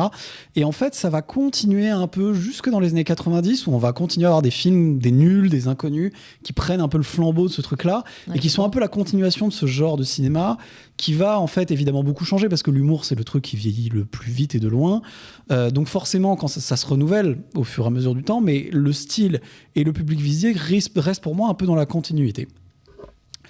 Parallèlement à ça, dans la continuité plutôt des vaudevilles et du cinéma d'exploitation un peu d'avant-guerre, il y a tout un cinéma d'exploitation un peu plus honteux qui se développe, et moi, dont j'ai le plaisir à me délecter de temps en temps, et qui est vraiment basé sur des grosses séries Z débiles, souvent même un peu érotiques d'ailleurs, parce que ça mange pas de pain, qui faisaient des très gros cartons à l'époque. On peut citer en fait, les films des Charlots, des tas de comédies de bidas, genre La 7e Compagnie et tout ça, ou des films comme Le Fureur en folie de Philippe Clair, qui est un peu un chef-d'œuvre du genre. Philippe Clair qui est vraiment un des piliers de la comédie française, vraiment bas du front, avec Max Pécasse, qui est un peu le patron de ce game-là. Je vous sors en fait quelques titres de films juste pour le plaisir, mais par exemple, Mieux vaut être riche et bien portant que fauché et mal foutu de Max Pécasse, magnifique. Par où t'es rentré, on t'a pas vu sortir de Philippe Clair. Rodriguez au pays des merguez aussi de Philippe Clair. Et enfin, peut-être mes préférés, Mon curé. C'est tellement ta DA. C'est complètement ma DA. Mes préférés, peut-être Mon curé chez les nudistes et Mon curé chez les Thaïlandaises. Qui nous a fait regarder quand même. Qui étaient en fait très populaires à l'époque. Pas aussi populaire que celles qui étaient vraiment respectables, les Gérard Houry et autres, mais ça marchait très bien au ciné, ça avait une vie. Et en fait, ce cinéma d'exploitation-là va mourir globalement à la fin des années 80. Et ce type de comédie va juste cesser d'exister. On va plus du tout avoir de trucs aussi scandaleux. Et en fait, à partir des années 2000, le paysage de la comédie va être un peu le même qu'aujourd'hui, avec d'un côté la comédie française populaire avec la bande à Fifi, les Tuches, les films de Danny Boone, les films d'Olivier Barou, les Qu'est-ce qu'on a fait, oh bon Dieu, etc. Et puis d'un autre, en fait, la comédie française plus sérieuse, voire autorisante. Alors, on peut citer Toledano Nakash, qui est quand même assez grand public, mais on peut aller vraiment dans le plus autorisant, comme les comédies de François Ozon, en allant même carrément en fait dans les films d'auteur, genre Dupieux ou Bruno Dumont, si on peut appeler les films de Bruno Dumont des films, ce qui peut se discuter, en tout cas moi de ceux que j'ai vus. Et en fait, ce que je trouve assez intéressant, qu'il y a beaucoup de gens qui crachent un peu sur ce genre de film de comédie française populaire, un peu à juste titre dans certains cas, mais en fait la situation actuelle est pas du tout aussi scandaleuse que ce qu'elle a pu être, c'est-à-dire qu'il y a vraiment des trucs interdits qui ont été faits dans les années on va dire 60 à 80 à peu près, des trucs vraiment hardcore, et même si le niveau haut de gamme, je dirais, de la comédie a un peu baissé, enfin on va en discuter, mais a pour moi un petit peu baissé, il y a quand même un pan de trucs vraiment hardcore et interdits qui n'existe plus et qui n'intéresse globalement plus personne à part quelques déviants, dont moi évidemment, mais sinon c'est vrai que Les Tuches, par exemple, c'est pas du tout aussi violent que Mon curé chez les Thaïlandaises, qui est quand même un film un peu scandaleux, ou Le Fureur en folie, qui est vraiment genre le film le plus bruyant et inutile que j'ai jamais vu de toute ma vie. C'est-à-dire qu'il y a vraiment des trucs, juste des gens qui hurlent, on comprend rien. Enfin, donc c'est vrai que faut pas non plus cracher et regarder un peu ce qui s'est fait avant et se rendre compte quand même que l'herbe était quand même pas plus verte forcément avant. Et surtout, c'est le genre français, c'est-à-dire que c'est le genre qui réunit le plus de spectateurs en salle, et c'est le genre qui s'exporte le plus, ce qui est assez étonnant parce qu'on peut toujours penser que l'humour s'exporte pas beaucoup, mais c'est pas le cas. Et j'imagine que l'un des aspects de ça, c'est quand même qu'il y a quelque chose de très universel dans ces grosses comédies populaires. Je sais pas si Yuri, tu es de retour avec nous. Absolument, je ne suis jamais parti, juste je me suis mis en mute parce que je rigolais beaucoup trop sur les titres de films cités par Laurent. Et ça aurait été vraiment bien trop pénible. Écoute, je te donne la parole peut-être sur le fait que ces films qui avaient quelque chose de très universel, et aujourd'hui on assiste quand même, et on l'a dit avec effectivement le bashing que subit Les Tuches, à une sorte de fracture, on pourrait dire, de public. En fait, déjà, il y a plusieurs aspects de l'universalité. C'est-à-dire que je trouve que, en effet, ce que dit Laurent et ce qui est vrai, c'est que ça a toujours été un genre très segmenté. Mais on va dire que les gens, on va dire les auteurs de comédie dans les années 60, 80, 90 avaient quand même pour ambition de faire des films qui allaient parler à la France entière. Et donc, évidemment, dans un contexte qui n'était pas du tout le même, où tu avais globalement une seule chaîne de télé et juste des cinémas. Donc, c'était plus facile aussi d'être universel, mais il y a aussi comme ça une notion de presque noble en fait dans le fait de faire rire le maximum de gens. Et c'est aussi quelque chose, en effet, quand tu as dit que c'est le genre universel, c'est hyper intéressant parce que il y a tout un tas de comédies, même assez bas du front, de André Hunebelle et tout, qui se sont très très bien exportées, notamment en URSS, où Pierre Richard est devenu une star, mais le nombre d'entrées que les films comme ça faisaient en URSS, c'est impensable. C'est-à-dire que je crois que Fantomas se rebelle, qui est pas un très bon film avec Louis de Funès et Jean Marais, mais ce film-là est un film absolument culte. Il a fait 65 millions d'entrées en URSS. Donc c'est juste plus que la population de la France à l'époque. Ouais, c'est ça. C'est-à-dire que ces films-là étaient vus à l'international et en Allemagne notamment un peu plus récemment. Le Astérix Mission Cléopâtre, pareil, était un énorme carton. Et ce sont des genres qui s'exportent encore très très bien à l'international, parce que même si on fait quand même beaucoup des films comiques très locaux, nous autour de, par exemple, de Bienvenue chez les Ch'tis ou quoi, ce sont des concepts qui bizarrement voyagent extrêmement bien, sont reconnus comme étant une espèce de marque de fabrique de la France, et il y a une sorte de vrai marché de la comédie française à l'international et pas qu'en France. Et sur le rapport à l'universalité, il y a aussi une espèce de scission à la fois critique et publique, puisque de plus en plus les grosses comédies françaises sont conspuées par la critique, et au-delà de ça, les nouveaux auteurs de comédie populaire, et je pense aux gens qui font les Secpa ou les frères Bougueraba par exemple, ou que ce soit ou ce genre de films, sont conspués par le milieu même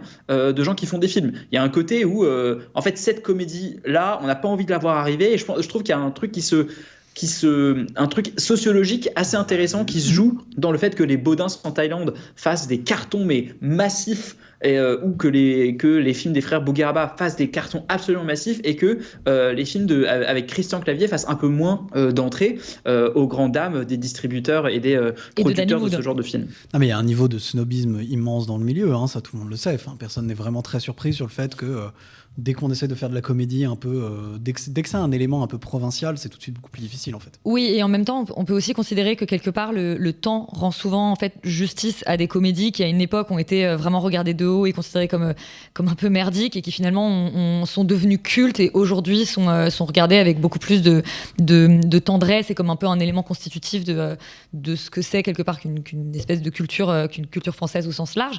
On parlait de snobisme, Manon, il y a un snobisme même vis-à-vis de ce qui se passe au César. Oui, c'est vrai que, on parlait du snobisme de la critique. C'est vrai que c'est quelque chose. Je pense même que, juste quand on tape comédie française sur Internet, c'est assez intéressant de voir qu'il y a des tonnes de classements, les pires comédies françaises de tous les temps. Il y a même un journaliste de BFM qui fait une série d'été sur les coulisses, qui est génial. Hein, Authentique génie, hein, lui. Ouais. Vraiment le meilleur. Et ça fait des années qu'il fait ça. Ouais. Il est incroyable. Sur les flops et les fiascos, enfin voilà, les coulisses des comédies françaises. Et je suis pas sûre que pour un autre genre, il y aurait autant de même si cette série de BFM, en l'occurrence, c'est pas du tout du mépris, il adore les comédies premier degré, mais peut-être qu'on se délecterait moins de ces fiascos-là sur un autre genre. Enfin, on a quelque chose de quand même en France où on est très dur avec l'humour. Je ne sais pas si c'est particulièrement français ou pas. Je ne sais pas si les Américains, par exemple, ils assument plus l'humour juste pour faire rire. En fait, nous, on a Molière. Donc, du coup, on voit tout de suite comme un genre noble. Je pense que c'est un peu ça le truc de la France, c'est que. Et est-ce qu'on n'attend pas aussi de l'humour qui soit plus que de l'humour, et que du coup il soit politique et que ce soit qu'il y ait de la réflexion. Après, on oublie que dans le Malade imaginaire, le personnage principal boit sa pisse quand même. Oui, non mais bien sûr. Et dans les Faubourgs Escapins, dans les fesses aussi. Oui, voilà, c'est ça. Ça reste quand même de l'humour très burlesque à l'ancienne, mais il y a du discours. Ou peut-être que c'est l'industrie qui anticipe le fait que le public français aurait besoin que l'humour il soit politique, social, sociétal. Alors que peut-être ça se trouve qu'on pourrait être très bon public sur des choses genre purement humoristiques. Mais effectivement, cette forme de mépris, je trouve qu'elle s'incarne bien, notamment via les Césars, parce que les comédies, elles ont toujours été majoritairement snobées à la cérémonie. En 2018, ça a été donc une vraie critique envers l'Académie des Césars. Pour calmer le jeu, l'Académie avait créé le César du public, où était récompensé le long métrage ayant le plus d'entrées. Et en fait, ils ont rétropédalé, parce que cette année-là, sinon, ils auraient récompensé Qu'est-ce qu'on a encore fait au bon Dieu, et je pense que voilà, c'était un peu compliqué. Donc, ils ont décidé de changer un petit peu les règles et d'élire parmi les 5 films qui ont fait les meilleurs scores au box-office. Et en même temps, je veux dire, si c'est le film qui a fait le plus d'entrées, le film français qui a fait le plus d'entrées, je veux dire, on peut quand même se poser la question de pourquoi les Césars diraient non mais celui-là n'est pas suffisamment noble à l'intérieur. Il faut choisir entre 5 films. Oui, mais je trouve que ça règle pas le problème de l'absence de comédie. Enfin, tu vois. Ce que je voulais dire, c'est que je trouve ça assez dingue qu'ils créent un César en se disant on va prendre le film qui a fait le plus d'entrées en salle. Et ensuite ils le regardent, ils se disent il est pas suffisamment noble, il est dégueulasse, donc on va regarder le premier. C'est déjà une idée absurde, c'est-à-dire qu'à partir du moment où tu crées un prix pour récompenser quelque chose qui peut être décidé par un comité ou par un groupe, etc., si tu fais juste le film qui a eu le plus d'entrées, c'est juste que tu fais pas ton travail de César entre guillemets. Il est déjà récompensé. C'est un truc automatique, ça n'a pas de sens. Oui, pardon, Manon. Et puis je pense que en même temps créer le César de la meilleure comédie n'aurait pas de sens non plus, parce que ça voudrait dire qu'on qualifie, qu'on pense que le film n'est pas un suffisamment bon film en lui-même pour avoir le César de la meilleure réalisation ou quoi que ce soit. Donc bref, c'est un espèce de serpent de mer ce truc.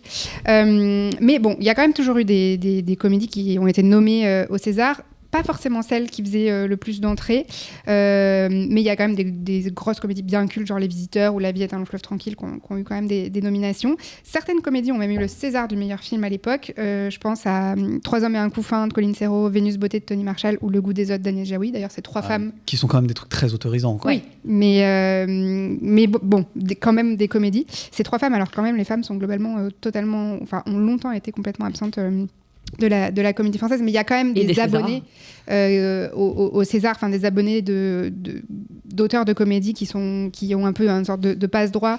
Je pense forcément au duo Jaoui Bakri ou même dans une moindre mesure Toledano et Nakache.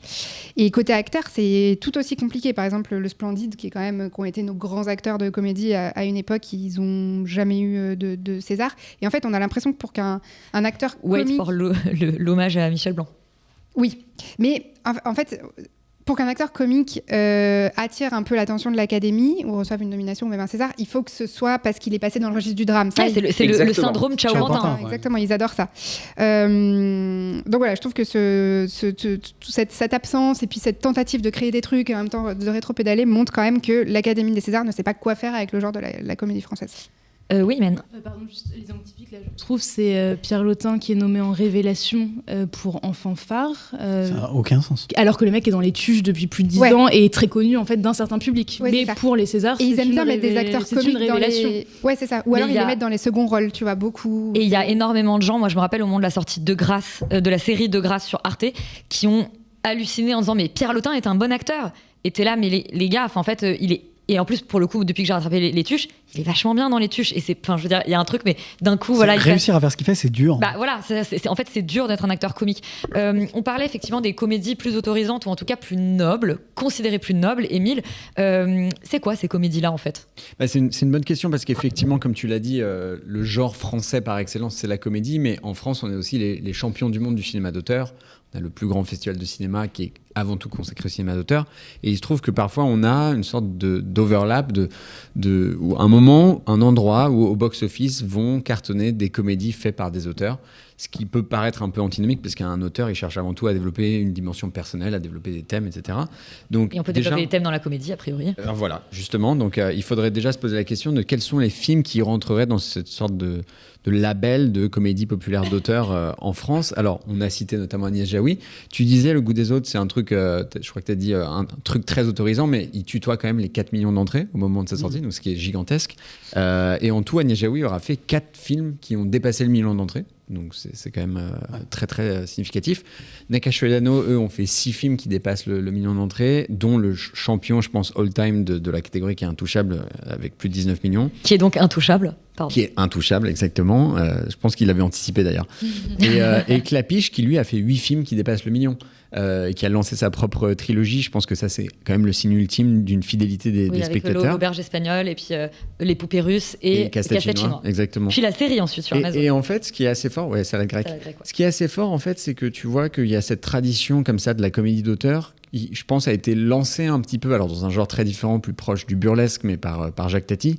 C'est-à-dire un moment où Jour de fête fait quand même quasiment 7 millions d'entrées en 49. Alors là, j'entends Laurent dire oui, mais à l'époque, les gens allaient au cinéma, il n'y avait pas Netflix, etc. Donc le nombre d'entrées. Ça reste quand même. Voilà, 7 millions, c'est énorme. Les Vacances de Monsieur Hulot, c'est 5 millions, ce qui est quand même un film très très bizarre en fait. Si je voulais faire mon connard, je dirais qu'il y en avait avant. Tu vois, que les Sacha Guitry et que les Pagnols, c'était avant. Mais bon. Alors il y en avait, mais là pour le coup, je pense que Sacha Guitry, pour le coup, c'est plus un homme de théâtre. Tu vois, Pagnol, c'est un homme de littérature. Tati, il arrive, il fait vraiment une œuvre de cinéma qui est à part, qui est vraiment un pur auteur de cinéma. Je pense qu'il faut, cela dit, faire un peu attention quand on regarde dans le passé qui étaient les grands auteurs de comédie. Moi, j'ai tendance à comme beaucoup de cinéastes français, beaucoup citer Rapneau dans les grands auteurs de comédie. Il se trouve que Rapneau, à mon avis, à l'époque, quand il fait Le Sauvage, les gens vont pas voir un Rapneau. Ils vont voir Montand face à Deneuve. Quand ils vont voir La Vie de Château, Les Mariés de l'an 2, ils veulent voir Belmondo. Donc, a posteriori, on l'a vu comme un grand auteur, et à raison, de comédie, mais je pense que à l'époque, les gens s'en fichaient peut-être un peu. Alors que ce qui fait la différence, c'est qu'à mon sens, aujourd'hui, on dit le Clapiche, on dit le Jaoui, on dit le Nakache Edano, on dit pas c'est le nouveau Pio Marmaille, on dit c'est le nouveau film de Clapiche. De Clapiche. Et d'autre part, c'est un film qui va réconcilier critique justement et public. C'est des films qui ont globalement une bonne presse. Et le public suit. Donc je pense que ce qui fait justement la définition de comédie populaire d'auteur, c'est ça. Là où justement on en parlait, tu vois, Dumont et Dupieux, en fait, c'est des succès populaires très restreints. Yannick, ça dépasse pas 500 000 entrées, là où un Clapiche moyen, il est déjà à 1 million. Donc en fait, c'est avant tout des auteurs que nous, je pense, d'un point de vue parisien, on voit comme étant des méga stars. Et encore une fois, je pense que cette question du ratio, on n'en a pas parlé, mais le ratio, les Baudins, par exemple, ça avait fait délirer les gens. Ils ont un ratio Paris-Province qui est inédit. Je crois qu'ils étaient sur un ratio de 1,40, un truc comme ça. Parce que je pense qu'il n'a pas été à peine diffusé à Paris, en fait. Non, c'est ça. C'est des films qui sortent à peine. Là où je pense que justement les films de Jaoui, les films de Clapiche, Toledano, etc., c'est des films qui performent très bien et en Ile-de-France et en province. Et puis il y a un autre truc qui m'a intéressé, je finirai là-dessus, c'est des auteurs qui ont perdu leur carte d'auteur, c'est-à-dire des gens qui, fut un temps, étaient plébiscités et par la presse et par le public, je pense notamment à Francis Weber, qui dans les années 80 était une méga star de la comédie et qui en fait depuis les années 2000, quand il a commencé à faire Le Placard, Tais-toi, La Doublure, etc., a complètement perdu la presse. Mais j'allais dire Étienne Châtillaise aussi en fait. Et Châtillaise, absolument. Je pense que c'est un peu les deux champions qui sont allés vers un cinéma de plus en plus grand public, ont perdu leur aura critique et qui n'ont pas l'air d'être prêts à faire une sorte de demi-tour, quoi. Ce qui pourrait être aussi intéressant à noter, enfin je sais pas, c'est peut-être, j'ai pas vraiment d'exemple à l'appui, c'est peut-être qu'une impression, mais j'ai l'impression que les auteurs de comédie actuels assument moins de faire que de la comédie. Tu vois, un Hazanavicius, je sais jamais si Hazanavicius, il va quand même faire les OSS et puis après oui, voilà, en fait lui il enchaîne on va dire il fait des OSS et puis ensuite il fait plusieurs déjà effectivement c'est des pastiches qui est un genre à part, mais ce que je pense Manon tu voulais dire c'est que il entrecoupe ça de films beaucoup plus auteurs, exactement, ou de drames, et peut-être un peu pareil pour Toledano et Nakache. Alors eux c'est peut-être plus dans leurs films où ils mettent aussi un peu de drame, de machin. Mais j'ai l'impression que des purs geeks de la comédie, il y en a moins. Il y a peut-être encore, je sais pas, Eric Judor, Ramsey ou peut-être Chabat, mais j'ai l'impression que là-dessus, mais aussi peut-être parce qu'on est de plus en plus exigeant avec l'humour, que c'est super compliqué, que l'humour, c'est ça passe, ça casse, c'est oui, non, c'est assez binaire finalement. Est-ce que j'ai ri, est-ce que j'ai pas ri ? Et du coup, peut-être qu'ils sont beaucoup plus frileux à l'idée, parce que le bash est d'autant plus important. Ou alors, c'est des noms comme, typiquement, c'est ce que fait Jonathan Cohen avec La Flamme et le Flambeau, mais il le fait à la télé. Ouais, et j'ai un trou sur son nom, mais le réalisateur de... Igor Gottesman, le réalisateur de Five, qui est lui aussi maintenant passé côté série. Il a fait 2 séries sur Netflix. On a parlé du rapport quand même un peu compliqué avec la critique et avec les Césars. Et il y a aussi un rapport assez ambigu vis-à-vis en fait, du métier, et qui serait même un rapport assez hypocrite, puisque c'est des films qui en réalité rapportent beaucoup d'argent et nous aident côté CNC. En fait c'est ça, moi c'est un truc que je pense que n'importe qui a un peu travaillé dans le milieu du cinéma, et c'est pas du tout pour faire un truc d'entre-soi, mais c'est une réalité.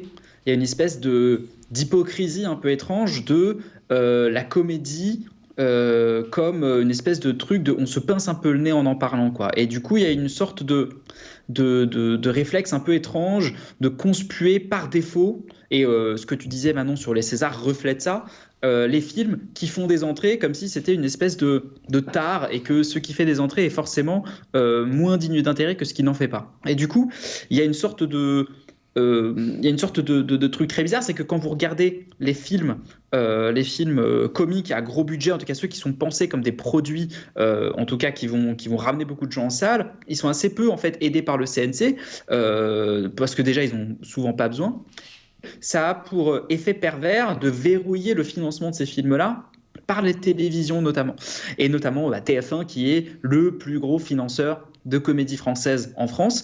Et tu parlais de Jacques Tati, Émile. Je pense que ce qui empêche potentiellement l'émergence d'un Jacques Tati aujourd'hui, enfin l'équivalent d'un Jacques Tati, c'est que potentiellement il passerait pas l'étape du diffuseur qui lui veut en fait son film du dimanche soir ici. Et par exemple TF1, en fait ils vont mettre beaucoup d'argent dans des films, mais dans des films dont ils savent pertinemment que quand ils vont le diffuser dans 2 ans, va y avoir 7 millions de personnes devant TF1. Et en fait, ce qui les intéresse moins, ça les intéresse moins de faire en fait un bon film de comédie en salle pour un public avec des, on va dire, des attributs un peu de cinéma.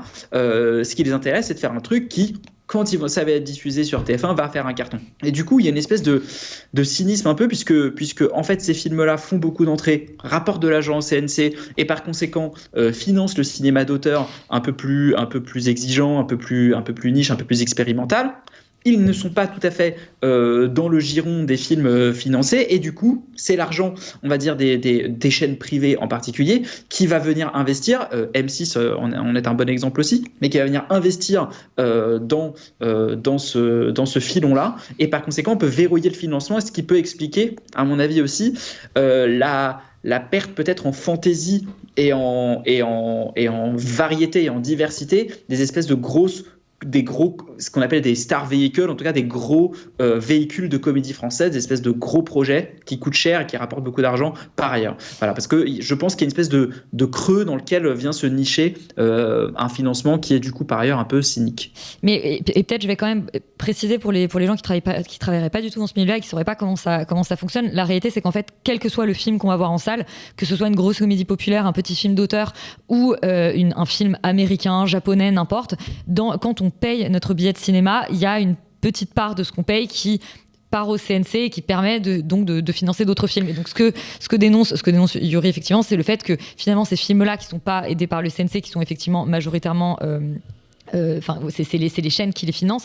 En réalité, le fait que les gens aillent voir les Baudins, c'est ce qui permet de financer notre cinéma d'auteur. Voilà, tout un tas de films d'auteur. Après, on pourrait parler longtemps de comment fonctionne le CNC, c'est presque un sujet en soi. Mais focus un jour. Mais peut-être. En vrai, ce serait un super focus. Hyper technique, mais pourquoi pas. Très très nerd, mais intéressant.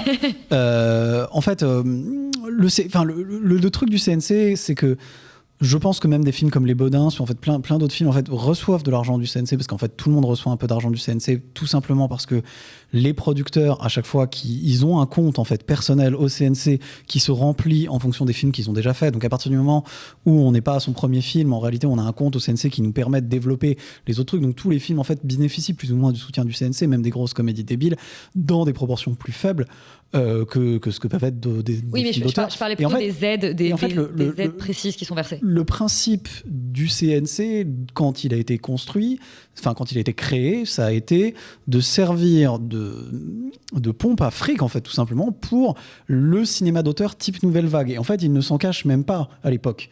Ce qui fait que, en effet, il finance pas de comédie, parce qu'aujourd'hui, tous les films passent plus ou moins par le CNC pour fonctionner, mais c'est pas totalement exact. Historiquement, ça date que le principe du CNC date des années 40. Les gars, là, vous anticipez notre focus sur le CNC. La manière dont ça a été fait, si tu veux, c'est vraiment l'objet, c'était de continuer à financer un type de cinéma très particulier.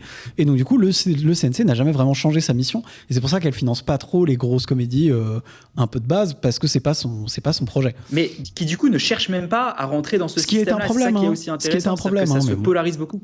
Bien sûr, non, mais ce qui est un problème, parce que du coup, ça permet pas d'émerger des nouveaux talents de ce type-là. Enfin bref, on reparlera peut-être du CNC une autre fois. On reparlera du CNC et peut-être plus précisément de certaines nouvelles voix, même si on en a évoqué ici. On va maintenant passer à la suite du programme avec la bande-annonce de Striptease Intégral. Les amis, j'ai besoin de vous. Soit la blonde ou la brune. C'est Pip My Hair, ici à Dubaï. L'équipe aux manettes de Striptease, l'émission belge documentaire qui est devenue mais vraiment cultissime, revient sur le grand écran 7 ans après le génial Ni juge ni soumise qui avait été César du meilleur documentaire en 2018 et nous présente, Imen, 5 nouveaux spécimens finalement, 5 nouveaux portraits. 5 nouveaux portraits, spécimens, je dirais pas ça. Et en ça, c'est cette raison-là qui m'a un peu laissé moi en dehors, c'est que comme tu l'as dit, Ni juge ni soumis, j'avais trouvé ça absolument brillantissime. Il est fou ce documentaire. C'est assez fou, c'est assez dingue. Et pour moi, ça répondait complètement à l'ADN de ce qu'était la série Striptease et de pourquoi est-ce que j'avais aimé cette série-là. Là, le Striptease Intégral, moi, il m'a un peu laissé de côté parce qu'en fait, c'est 5 portraits, mais 5 portraits que j'ai l'impression d'avoir déjà vus, finalement. Enfin, il y a eu un truc où moi, je me suis pas du tout... T'as pas eu le côté hallucination qu'on peut avoir devant certains portraits présentés Absolument pas. En fait, ce qui du coup allez était voir assez le perroquet et la soucoupe sur YouTube. C'est que, en fait, j'étais absolument pas ahurie de ce que je voyais. Pour moi, en fait, Striptease marche sur l'effet de décalage et sur l'effet de côté lunaire et complètement absurde, et où du coup, c'est un peu dans cette absurdité-là que, en tout cas, moi, mon humour vient se nicher. Là, ça me semblait tout à fait random. Enfin, en tout cas, je sais que Laurent pourra parler des filles à Dubaï. Moi, les filles à Dubaï, en étant assez connectée à TikTok, Instagram, YouTube... Parce que c'est les gens que tu suis sur Instagram. Potentiellement, en fait. Mais du coup, il y a un truc où moi, ça ne me choque pas. Enfin, on les voit énormément déjà, effectivement. En fait, c'est un truc qui existe déjà. Et le problème, pour moi aussi, que j'ai vu là-dedans, c'est qu'en fait, Striptease, le postulat, c'est de se dire qu'on fait pas de commentaires, qu'on pose la caméra, qu'on chope un peu des gens sur le vif, qu'on n'a pas de contextualisation. Là, dans ce passage à Dubaï, justement, il y a un moment qui m'a fait tic, c'est que la caméra va se détourner.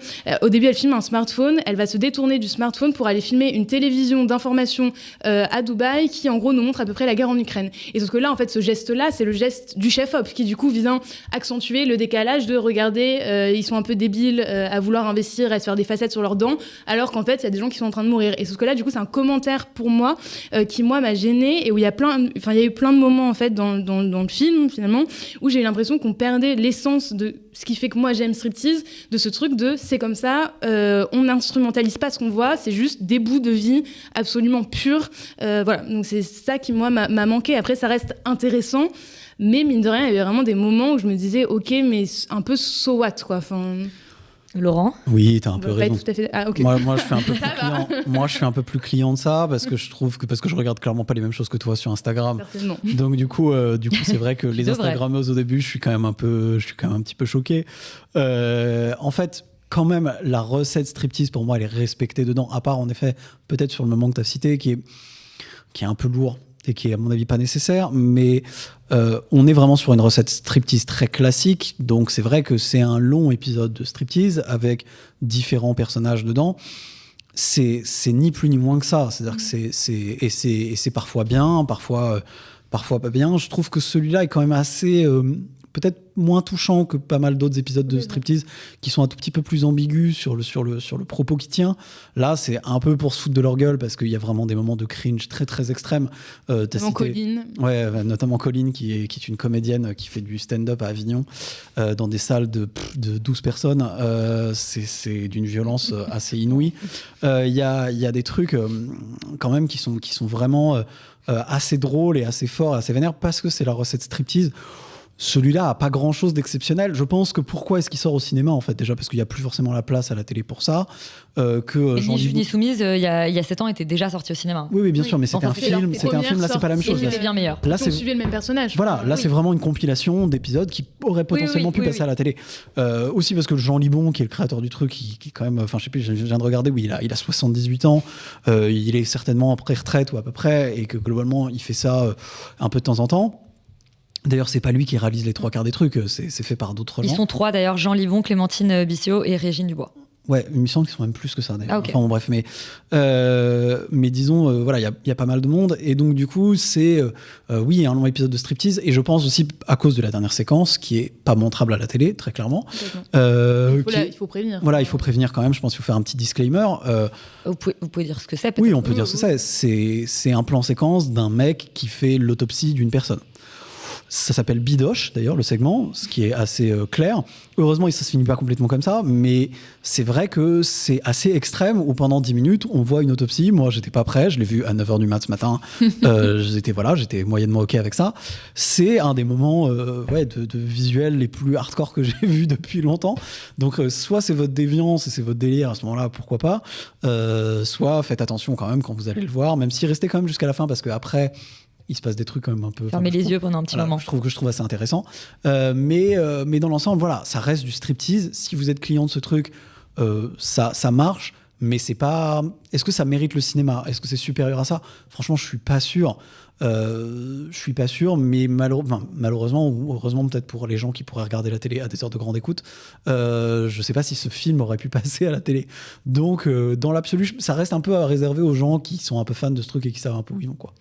Ce que je trouve déjà, tu vois, en étant moi assez friande justement de ce format-là, j'ai pas non plus adhéré à 100%, et ce que je trouve un peu dommage, c'est que cette autopsie finale, en fait, on nous la tease. Je sais pas si t'as remarqué, il y a des plans de coupe de ça, un peu tout du long. Début, donc je trouve ça un peu putassier, c'est un peu en mode vous regardez des trucs boring au max, mais vous inquiétez pas. Enfin, j'exagère un peu. Mais c'est pas du niveau des grands épisodes de striptease. C'est que, et du coup, c'est un peu à la fin, vous allez voir, il va se passer quelque chose parce qu'on te tient un peu en haleine là-dessus. Et donc, je vais pas révéler la fin du film qui n'est pas l'autopsie, mais où là, je me suis dit, mais enfin, il y a un truc à me raconter en fait. Là, enfin, il y a du décalage, il y a un peu une essence, et sauf que le problème, c'est que.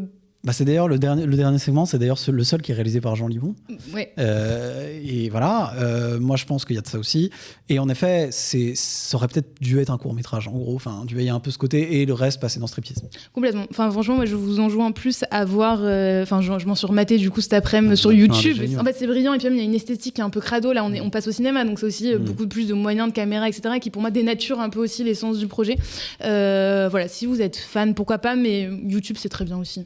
Et puis Ni Juge ni Soumise, qui est probablement trouvable quelque part. Et je pense que Striptease Intégral sera un jour disponible aussi en plateforme ou quelque part à rattraper. Donc peut-être, c'est pas essentiel de le voir au cinéma. C'est l'heure des recos de la perche. Perdons pas de temps, Salam Alek. Si j'en crois mes informations, le temps travaille contre nous. C'est bien ça, Jimmy ? Oui, à 100%. Alors voyons voir. Manon, cette semaine, tu nous parles pas du tout clair ma phrase, le Mohican. Oui, je vous parle du Mohican. Voilà, mais je voulais dire le titre entier et du coup je me suis retrouvée à bugger comme une analphabète. Qui est un film corse, visiblement, c'est devenu ma spécialité. Je me souviens de ta carte blanche sur le cinéma corse. Et j'en avais d'ailleurs un petit peu parlé, parce que je crois que je l'avais déjà vu à l'époque. C'est un film de cavale, où Alexis Mananti, que moi personnellement j'aime beaucoup, et je ne savais pas, en fait, il a des origines corses aussi, parce qu'il fait extrêmement bien l'accent. Mananti, c'est pas... Oui, c'est vrai, j'aurais pu m'en douter. C'est pas ukrainien, a priori. Tu vois. mais très convaincant du point de vue de l'accent, j'ai trouvé. Et il incarne un éleveur de chèvres sur le littoral corse qui refuse en fait de céder ses terres face à des promoteurs mafieux qui veulent complètement bétonner le littoral et il va donc partir en cavale, enfin ça va partir en fusillade puis en cavale et sa cavale va être très commentée et suivie sur les réseaux sociaux via notamment sa nièce qui en fait un espèce de héros des réseaux sociaux. Et j'ai trouvé que c'était vraiment un bon film, comme je disais, un vrai film de cavale au premier sens du terme, parce que sa cavale c'est quasiment la moitié du film, je pense. Elle est vraiment très bien mise en scène, très bien filmée, elle nous tient vraiment en haleine. Il y a un petit côté western aussi, je trouve. Et puis à côté de ça, c'est quand même un film qui est très actuel, c'est un film qui est efficace, qui est tendu, qui s'éparpille pas, il y a des bons acteurs, que ce soit les pros, les non-pros, parce que comme beaucoup... de films corse, il mélange un peu les deux. D'ailleurs, je crois qu'on en retrouve entre le film qu'on avait beaucoup aimé, Le Royaume et celui-là. Enfin voilà, il y a des acteurs en commun. Ouais. Et voilà. Après, c'est toujours un film sur le côté sombre, dangereux de la Corse qu'on a déjà pas mal vu, et notamment cette année au cinéma CF Ma Carte Blanche. Mais c'est, je trouve, un bon film.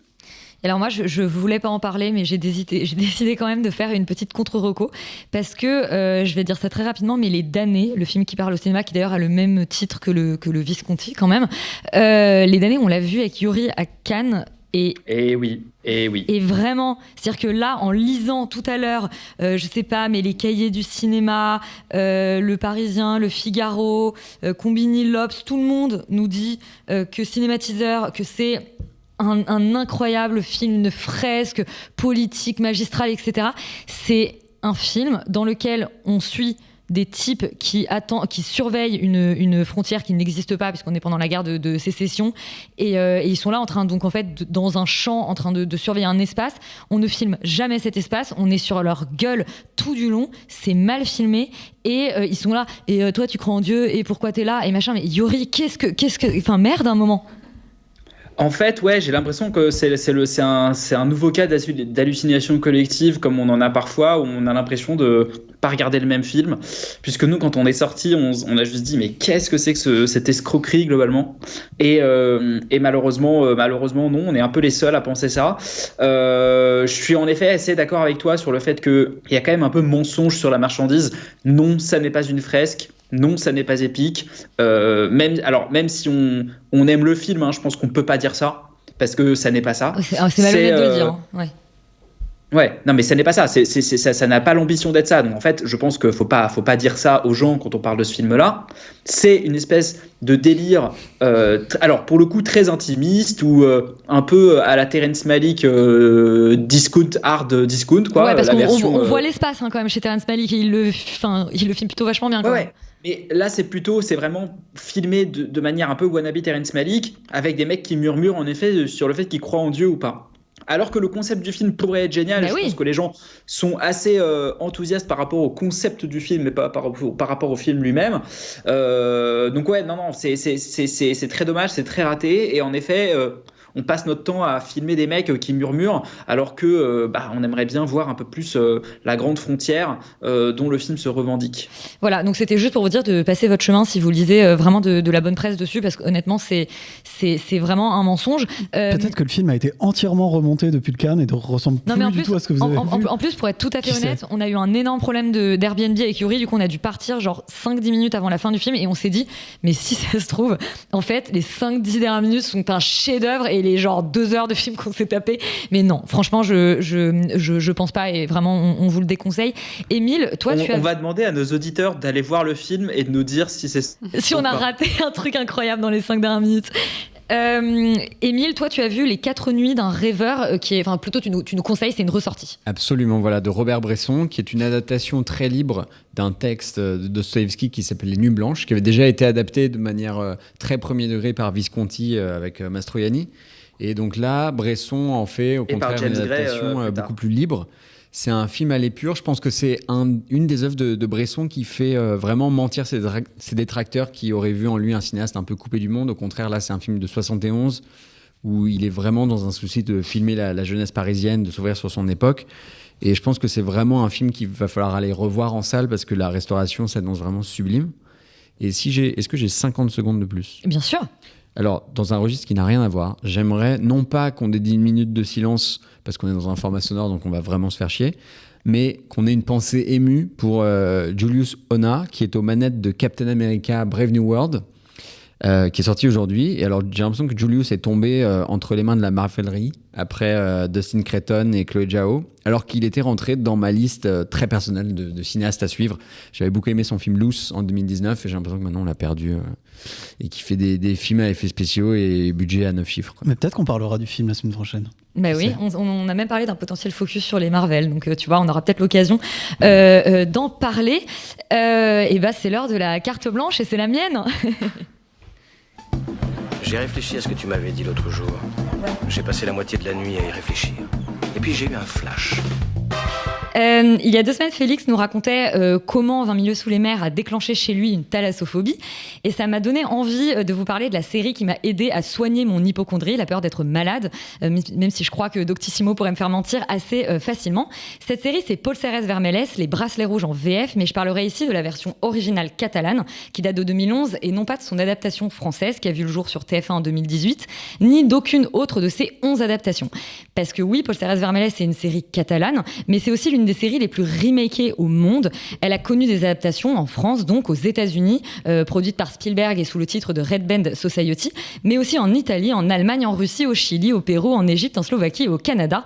Et je ne cite là que les remakes, pas les pays dans lesquels au moins une de ces versions a été diffusée, sans quoi cette carte blanche deviendrait globalement un contrôle de géographie. Et surtout dans tout ça, je vous ai même pas dit ce que raconte Paul Serres Vermelles. Les bracelets rouges évoqués par le titre, ce sont les bracelets en plastique que les hôpitaux mettent au bras des patients qui vont subir une opération. Et la série suit le quotidien de 6 adolescents malades qui se lient d'amitié dans les couloirs d'un hôpital et vont monter un club, celui des bracelets rouges. L'histoire est librement inspirée de la vie du créateur de la série, Albert Espinosa Puig, lui-même hospitalisé de ses 14 à 24 ans pour plusieurs cancers qui lui vaudront d'être amputé d'une jambe, d'un poumon et d'une partie de son foie. Alors, je sais que résumé comme ça, la série pourrait sembler plombante, voire carrément glauque, mais bien qu'elle ne nous épargne pas grand-chose de la dure réalité du monde qu'elle traite. Certains des héros vont mourir et d'autres ne seront pas guéris à l'issue des 2 saisons qui composent la série. Étonnamment, elle est tout le contraire de plombante et glauque. Pourquoi ?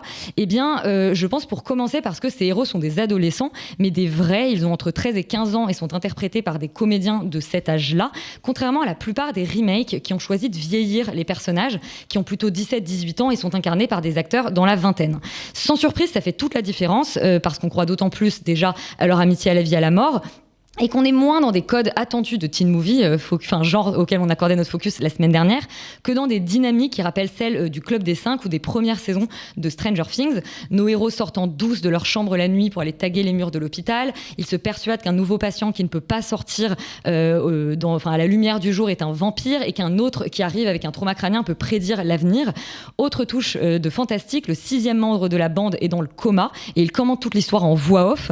Et l'un des protagonistes, neurodivergent, gens a la capacité d'entendre le narrateur en voix haute et donc de briser le 4e mur en commentant la voix off à voix haute. Bizarrement, ce dernier élément, donc le fait de pouvoir commenter la voix off, a été éclipsé des remakes, ou en tout cas de ceux que j'ai vérifiés. Et c'est, il me semble, assez symptomatique des choix d'adaptation qui ont été adoptés par ces différents remakes. Les personnages étant plus âgés, on se débarrasse de ce léger voile fantastique au profit d'enjeux plus tangibles. Les histoires de cœur, bien sûr, même s'il y en a aussi dans Paul Serres Vermelles, mais c'est plutôt ambiance collège que lycée. Et les relations avec leurs parents et les médecins, personnages adultes qui prennent dans les remakes, et notamment la version américaine, une place plus centrale. Je suis pas en train de dire que ce sont nécessairement des mauvais choix d'adaptation, et je conçois que faire rentrer la série dans une trame de drama hospitalier plus classique et puis rassurer certains diffuseurs. Seulement voilà, à titre personnel, je déplore qu'on ait perdu au passage une part de la créativité et de la poésie de la version originale, et je regrette aussi que les jeunes malades ne soient plus les seuls vrais héros de leur histoire, parce que c'est suffisamment rare pour être souligné. Paul Serres Vermelles, c'est la seule série médicale à laquelle je puisse penser, dans laquelle les héros ne sont pas les médecins mais les patients, et se mettre à leur place et faire d'eux les sujets, c'est sans doute la raison pour laquelle cette série a soigné mon hypocondrie plutôt que de l'aggraver comme s'en sont chargés Grey's Anatomy ou Dr House. Dès l'ouverture du pilote, le narrateur nous informe que la plupart des gens pensent que leur vie s'arrête lorsqu'ils passent les portes d'un hôpital, qu'ils la laissent derrière eux, alors que non, elle continue bien, mais juste pas tout à fait au même rythme. Et la série nous immerge dans cette espèce de hors-temps et de hors-monde, comme dans une bulle qui éclatera, on le sait, tôt ou tard, ou plutôt dans la 2e et dernière saison, qui se déroule 2 ans après la fin de la première, et dans laquelle tous les comédiens ont physiquement beaucoup changé, parce qu'on change beaucoup entre 13 et 15 ans. En grandissant, nos héros ont perdu une part de leur innocence face à leurs conditions jeunes malades, et pour ceux qui ont eu la chance de guérir et donc de quitter cette bulle, il est temps de reprendre la cadence du monde réel, celui des valides, qui a évidemment continué d'avancer sans eux. Cette 2e saison, elle est plus dure que la première, mais c'est paradoxalement ma préférée, parce que je trouve que cette structure en fait en diptyque proposée par la série est assez courageuse et vraiment payante. Et si cette 2e salve d'épisodes tire sa force et son tragique d'un effet d'opposition à la douceur des débuts, la série continue à mon sens d'esquiver ce qu'on appelle souvent autour de cette table le cancer porn, c'est-à-dire une tendance d'un certain cinéma à en profiter pour nous tirer un peu facilement les larmes. Au contraire, Paul Serres Vermelles souffrirait plutôt par moments d'un excès de sucre ou de miel, et je vais quand même le dire, ce serait mentir de prétendre que la facture, surtout visuelle, de la série est autre chose que celle d'une télévision locale sans budget d'il y a bientôt 15 ans, ou qu'il n'y a pas quand même des digressions narratives dont on serait bien passé. Mais voilà, comme je vous le dis, je trouve que cette série a vraiment du cœur, et même un supplément d'âme peut-être, je sais pas, une âme d'enfant. Et pour preuve, dans le tout dernier épisode, qui est pour moi un des plus beaux finales toutes séries confondues, le plus jeune personnage de la bande dit à un de ses amis qui a priori condamné cette phrase qui m'est assez restée en mémoire et qui, je trouve, à elle seule résume assez bien l'espoir un peu fou qu'insuffle la série, et je suppose à travers elle son créateur qui est lui-même un miraculé. Cette phrase, c'est « Même s'il te reste 3% de chance de t'en sortir, c'est une probabilité infiniment plus élevée que celle de gagner au loto. » Et pourtant, des millions de personnes y jouent tous les jours de leur vie en espérant chaque jour tirer le gros lot. Voilà, c'est peut-être une manière de faire un dernier lien avec les tuches qui était le focus de notre semaine. Merci beaucoup de nous avoir écoutés jusqu'au bout. N'hésitez pas, comme d'habitude, à réagir en dessous de nos vidéos, de nos podcasts, etc. On est avide de votre avis et de vos commentaires et de vous répondre chaque semaine. Et on se dit à jeudi prochain.